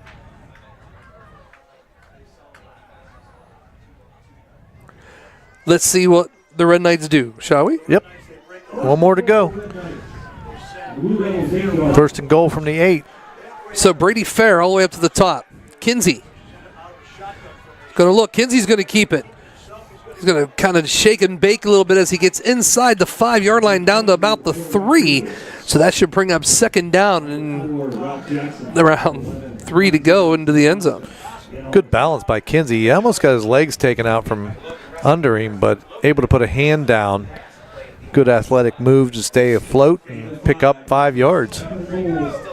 The Blue Devils 3-yard line. Goal from the Wickliffe 3-yard. Second and goal. It's going to be Kinsey. He's going to keep it. He's going to go to the, try to stiff arm, go to the pylon, and he gets in for a Red Knight touchdown. Well, I think you got a mismatch out there. Pretty hard to bring Kinsey down. And then the stiff arm, really hard to bring him down. Yeah, absolutely. You know, and kind of outmanned him over there on the end. It would not be denied. And so the all-important extra point here. We got to keep making these. So that's going to be Michael Henry set to kick. This holder is going to be Max Rebish. Trying to think, see who's snapping it. I believe it's Marchbank. There's the snap, the hold, the kick. It is up, and it is blocked. It's the second one blocked. So no good. We're going to take a quick timeout. You are watching and listening to Red Knight Football right here on the K9 Network and the NFHS Network. We will be back.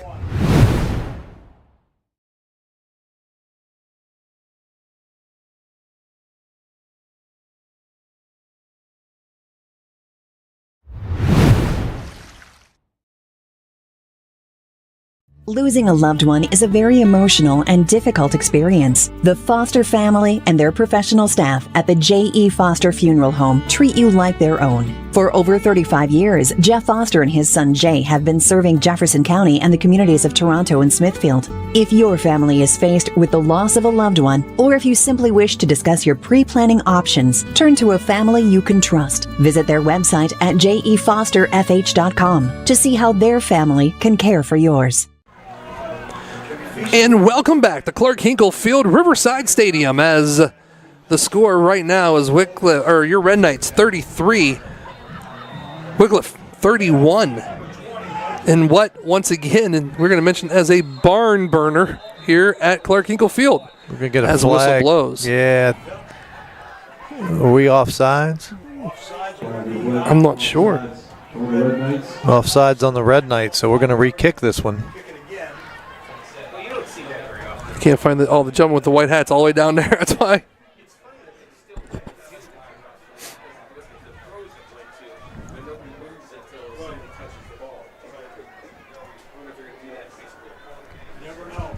Michael Henry tees up the ball. We go again.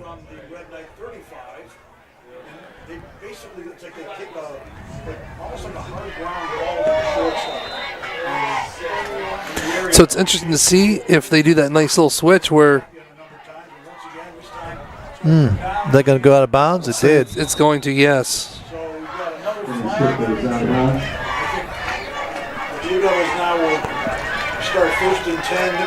So here we go. Red Knights need a stop.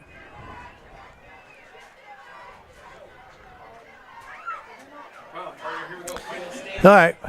Well, that one, the extra point, man, that's big because they have a kicker. They do. We're only up 2. I mean, that could come back at the end, man, like a 40-yard field goal to beat us by 1, or I don't know.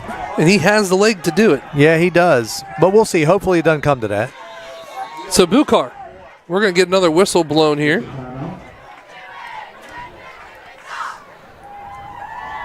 And we're going to talk it over here for a second.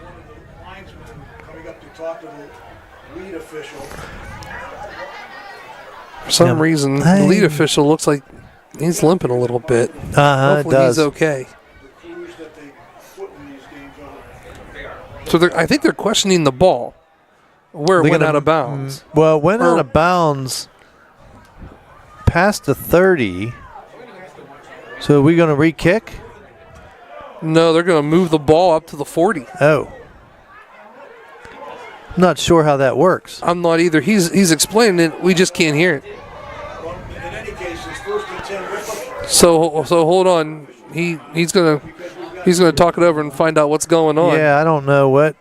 I think because he's saying where the ball went out is on this side of the side. So I'm not sure. I mean, it went out of bounds around the 25 or so, maybe even inside of that. So what's the? I don't know. And this is when our buddy Mr. Mascalasco.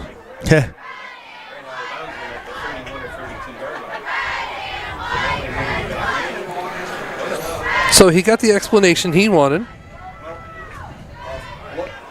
So now he understands. So here we go. 1st and 10, ball sitting on the 40 for the Blue Devils. He's going to look. He's going to hand it off. As he comes to the outside, it's going to be number 4, Jackson, as he is tripped up by number 6, Russ Dickinson. Yeah, good job by Russ coming up. He did manage to pick up about 4 yards on the play, but see, normally when they run them to that other side, and you don't really get to see the size until actually he was coming down this way this time, and the camera was right there. He's pretty big boy, fast. Yeah.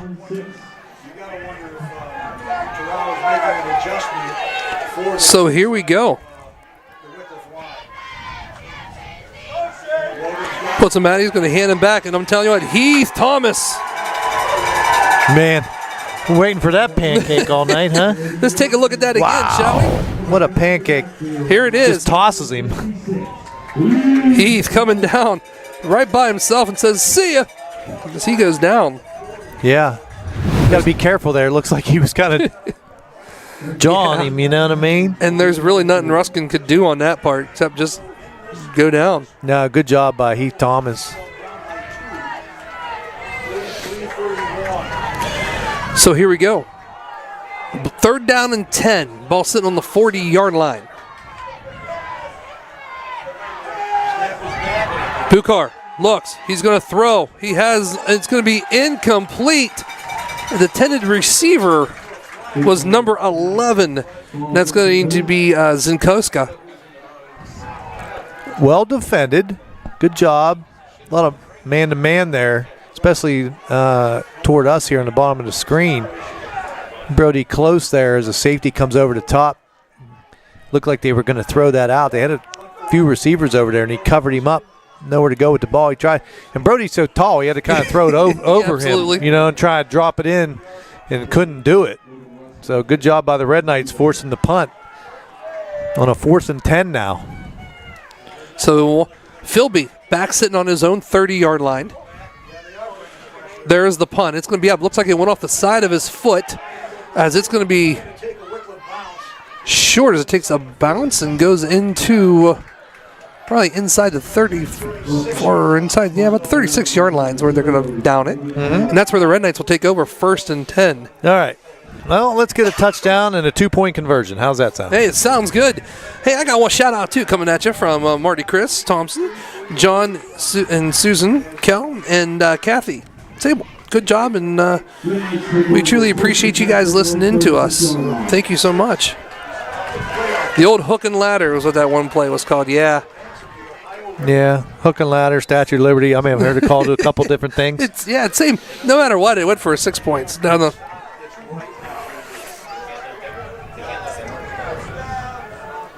So here we go. 1st and 10 on the 36. Gives it to Boucher. Boucher going to take it. He's going to actually keep his legs moving as he gets to about the 44-yard line. About 4 yards or 3 yards short of the first down for the Red Knights. So here's an interesting concept, right? If we can get the running game going, we could chew some clock, and you get a punch in with a 2-point conversion, go up 10, and have just a couple minutes on the clock. Absolutely. We'll see how it works, man. If we can get the running game going and chew some clock and get a touchdown with a 2-point. They're going to stay in that 4 defense, and they're going to head to Boucher. Boucher has some room as he goes into the Blue Devil territory, and a whole lot more for a Red Knight first down. Yeah, good job. Laz Bloomer out there lead blocking, Aiden Philby holding his block on the outside, and Boucher, a lot of room to ramble to his left. And again, the clock keeps moving, which I like. Especially, if we can punch this in. No sense in hurrying right now. No, you're up 2. You got 15 on the play clock. Dickinson in motion. It's going to hand it right off to Boucher, I believe. As Feaster stops him. Yep, Feaster stopped him. Almost got away from him. So he still gained about 3 or 4 on the play. I'll take that. And again, the clock's moving. We're coming up on, just inside of 8.5 minutes. And again, still 41 yards to go. You chew 5 or 6 minutes up on the clock from here and get a touchdown. Even a touchdown puts you up 8. Yep. And the extra point could be enough. Yeah, that puts you up 9. Wasn't paying attention. And I think Wickliffe has it. Wickliffe has it. Man, I tell you, 3rd turnover of the night for the Red Knights. And again, that's an intangible that you just can't control as a coach. And it didn't really look like Kinsey was ready. And the Devils have recovered. So with 7:56. Wow, big turn of events here as the Red Knights were marching pretty good and chewing some clock at the same time and maintaining that 2-point lead. So now the defense got to come back out and stop these guys. So Bukar is putting his squad up to the line of scrimmage right now inside Red Knight territory. Bukar puts him in motion. He's going to hand it off. And he gets hit by Kinsey hard. Yeah. Kinsey's coming up hard. I mean, I'm not going to lie to you. You cannot say with the instant replay that Kinsey is not giving up at all. He's coming at you hard no matter what. Absolutely. So he gets back to about the line of scrimmage, maybe a half a yard, but they're going to call it 2nd down and 10. Second, like you just mentioned, 2nd and 10, ball on the 49-yard line, 7:20 here in Calton to play in this game. Receiver all the way out there on the top of the screen, triple I. It's going to be an option. And I'm telling you what, nice job right there by Kinsey to stay home. I tell you, good discipline that time. We made some adjustments, right? We're not over pursuing. We're going to stay there. And then a good open field tackle by Kinsey. So that's going to bring up 3rd and 7 as they're to the line of scrimmage really quickly. 20 on the play clock. Bukar. Red Knight Nation behind the defense. Triple I formation as Bukar goes under center. Bukar looks. It's going to be an option coming down to the other side. And I think he's going to be short. Is he? It is. He's going to be short. Going to be short, but you know they're going to go for it. Absolutely. I mean, they're about a half yard. They got to get to the, call it a yard. They got to get to the 39. He's short. Right around the 40. But the thing is, though, it goes back to the same thing we talked about last week. You punt it. In this field position, yeah, you're not going to get much out of it. Especially with 6:24 on the clock. Right. So it's a big stand here for the Red Knights. They're going that power triple I. So this is where you want to create that cluster in the middle.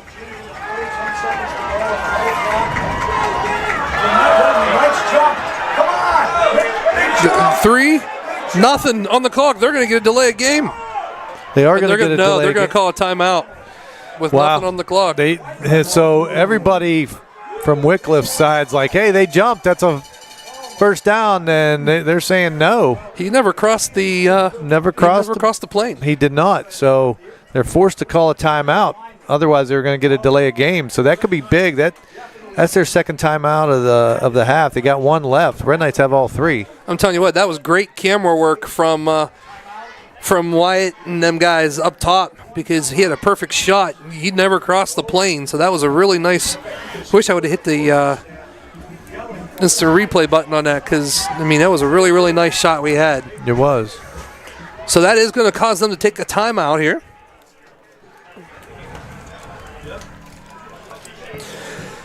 Jefferson County Cable TV was established in 1981 by a local cable television pioneer and has been delivering quality service and outstanding cable internet and phone services ever since. With them, you'll receive low prices and friendly service, their phone service, and unlimited local and long-distance calls. Reach out to them at 740-537-2214. Here we go. 4th and 1.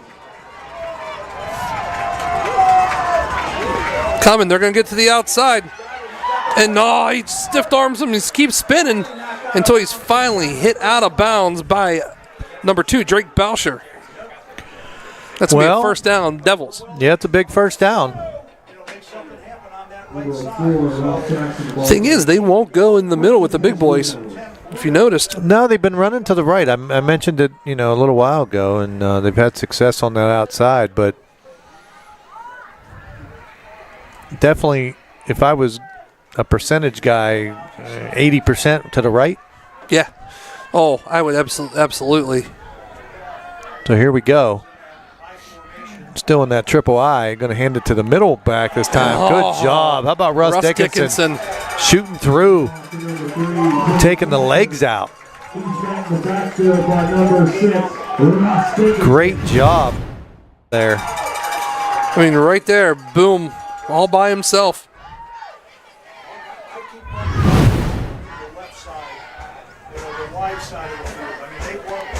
Second down and 9. Ball sit on the 31-yard line. 5:48 and counting. The clock still continues to tick. There's 10 seconds left here on the play clock. Buchar looks. He's going to hand it off. And it's going to be Ruskin. And Ruskin gets taken down by Xavier Kinsey. And number 32, Brody Close. Yeah. Almost snuck away there. Yeah. But the Red Knights able to hold on. Forcing a 3rd and 4 to get on the 26. So coming up on the 5-minute mark, time is ticking. You got to keep them out of the end zone. 3rd and 4. That field goal, what I mean? That's what I'm worried about, I just to be don't know honest. how this is, It's going to actually be the triple I's. He's going to hand it to number 4. And I'm not sure. It's going to depend on where he marks it. No, they're going to mark him down at 4th down. Yeah. They're going to say he's short. He only got puts a the ball yard. on the 25-yard line. He only got a yard. So, we know their kicker kicked a 45. This would be what, 47? This would be 47. But it looks like they're going to go for it. He still has a leg, too, though. Yeah. I mean, yeah, he got that. Ralph Jackson, the ball carrier, that number 4, last play. So, see what we got here. This could be big. If I was a betting man, I'd say to the right. I'm thinking play action pass, but nope, they only got one receiver. Yeah, and they're going to stay in that triple I. They're going to go for it. And it's going to be incomplete as the intended receiver was. I think it was Beal. I think it was number 1, too. The camera left me a little bit early as I was looking. So the Red Knights defense steps up and they get the ball back on downs with a 2-point lead and 4:10 to go. PJ Master Lasco, thanks for listening, buddy. We appreciate it. All right. We need a nice drive. Get a couple first downs, keep the ball on the ground, make them burn a timeout. They only got one left. They got one. So here we go. That's right. They're going to hand it off to Xavier Kinsey. And he's going to actually do some nice job. No rush here. 35 on the play clock. Can run this all the way down to about the 3.5-minute mark. Devils do have one timeout left. Red Knights sitting with all 3 of their timeouts. 3:42 and counting. Single receiver up top. Receiver on the bottom. It's going to be Kinsey. Kinsey's going to keep it, puts his head down, and he's going to dive toward the 35-yard line to the 34. It's okay, though, because it brings up third and short. And again, time is ticking. And so if you're Wickliffe, when do you call that timeout? Still got 3 minutes, and you're still pretty much you're still in the Red Knight territory. Still got 15 on the play clock. Going straight up the gut. And that's exactly as they get to the 40-yard line. That's going to be good enough for a Red Knight first down. That's huge. I'm going to tell you that's huge because You got to set a new 40-second play clock. We're underneath the 3 minutes. Now this is when you're got probably to take going care to of the start ball seeing them here very soon. You got to take care of the ball. 240. Do you almost go under center? I don't know. Just to protect it. Yeah, I don't know. I mean, you haven't really run under center much all year, so keep with what works, I guess. But you just got to be on the same page. Kinsey, hands off. There's a huge hole. Nice block right there as he crosses the 50-yard line, gets into the Devil territory. Well blocked up front. Nice run by Boucher. And again, moves the sticks, and the time keeps moving too. That's the thing. Red Knights clinging to a 2-point lead. Coming up on the just short of the 2-minute mark. Yeah, I'm kind of keeping my eye on it right now. Yeah, but a 1st and 10. 1st and 10, Red Knights. 2-minute mark is just hit. Still 15 on the play clock. Kinsey in the shotgun. We're going to get a flag. And we're offsides on the Red Knights? What? How?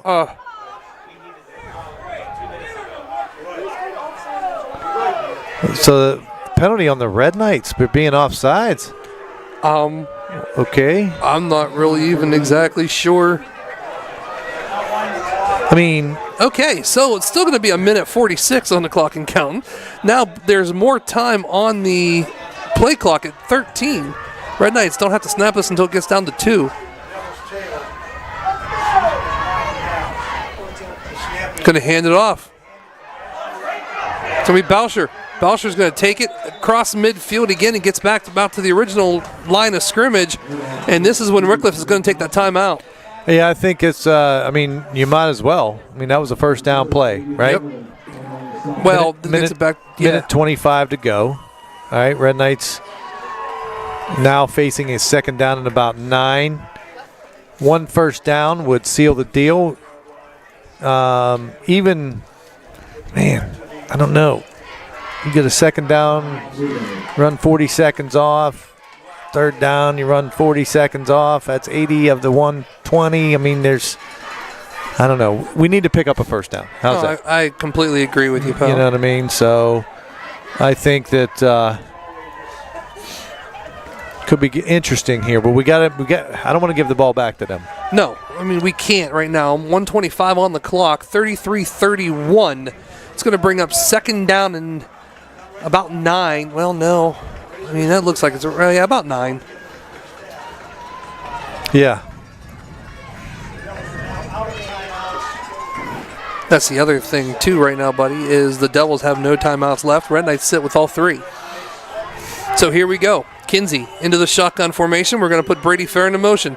Brady Fair is going to get it, and he's going to be taken down in the backfield by number 4, Ralph Jackson.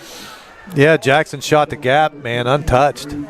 That's a big play. That's a big loss.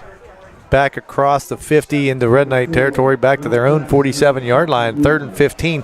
Not something you want to be in. No. But here's the thing. There's so you can run another 20 seconds off and get down to 40 seconds. Okay? I mean, I would use every second because you may not have to snap it again. Agreed. Or maybe a punt if you don't get this. 5 on the play clock. We're going to hit it. It's going to give it to Kinsey. Kinsey's going to keep his feet pumping and moving until he gets back to the original, once again, line of scrimmage. You don't have to snap it. You don't have to. That could be the game. The 30 seconds on the clock and 32 on the play clock. So yeah, let it run. Let it run. That's going to be it. That's going to do it. Red Knights move on to the 2nd round. No timeouts for Wickliffe. They can't do anything but watch the time tick off the clock. That's it. There's a 2-second differential, 2 to 3 second differential between the play clock and the game clock. So Red Knights do not have to snap it. That's going to do it. Yeah, then with 5, 4, 3, 2, and 1. Red Knights are moving on to the 2nd round of the OHSAA playoffs in what has been a game here at Clark Hinkle Field. Unbelievable. Yeah. Good job by the Red Knights. Good job by Wickliffe. They were a good team. They're a good team. Could have went either way, and the Red Knights going to. Last week they lose by 2. This week they win by 2. It's the way the cookie crumbles sometime, right? Absolutely. But we're going to take a quick timeout. When we come back, well, we're going to end it all up here at Clark Hinkle Field. We'll be back. You're watching Red Knight football right here on the K-Night Network and the NFHS. Losing a loved one is a very emotional and difficult experience. The Foster family and their professional staff at the J.E. Foster Funeral Home treat you like their own. For over 35 years, Jeff Foster and his son Jay have been serving Jefferson County and the communities of Toronto and Smithfield. If your family is faced with the loss of a loved one, or if you simply wish to discuss your pre-planning options, turn to a family you can trust. Visit their website at jefosterfh.com to see how their family can care for yours. Give it up for both teams for a very, very good game tonight. Toronto Red Knight family, congratulations. Put it up next week. Welcome back. As I can see, we're up to no good here a little bit, right? Russ and Andy Silverthorne. As coach is going to get doused with some water in the end zone. So here we go. I'm trying to figure out what's going on. As of right now, New Middleton Springfield is up on Black River 6-0. That was at the halftime. Toronto will play one of those two teams, I'm guessing, next week. Where? I don't know. I don't either. And that's something we probably won't know until the end of tonight. Mm-hmm. Once they give everything up, we'll let you know. We're going to go ahead and end it with the Toronto High School alma mater, with the Toronto High School Red Knight Marching Band. That's going to do it for us. Your final here. Your Red Knights 33, Wickliffe 31. Have a great night, everyone.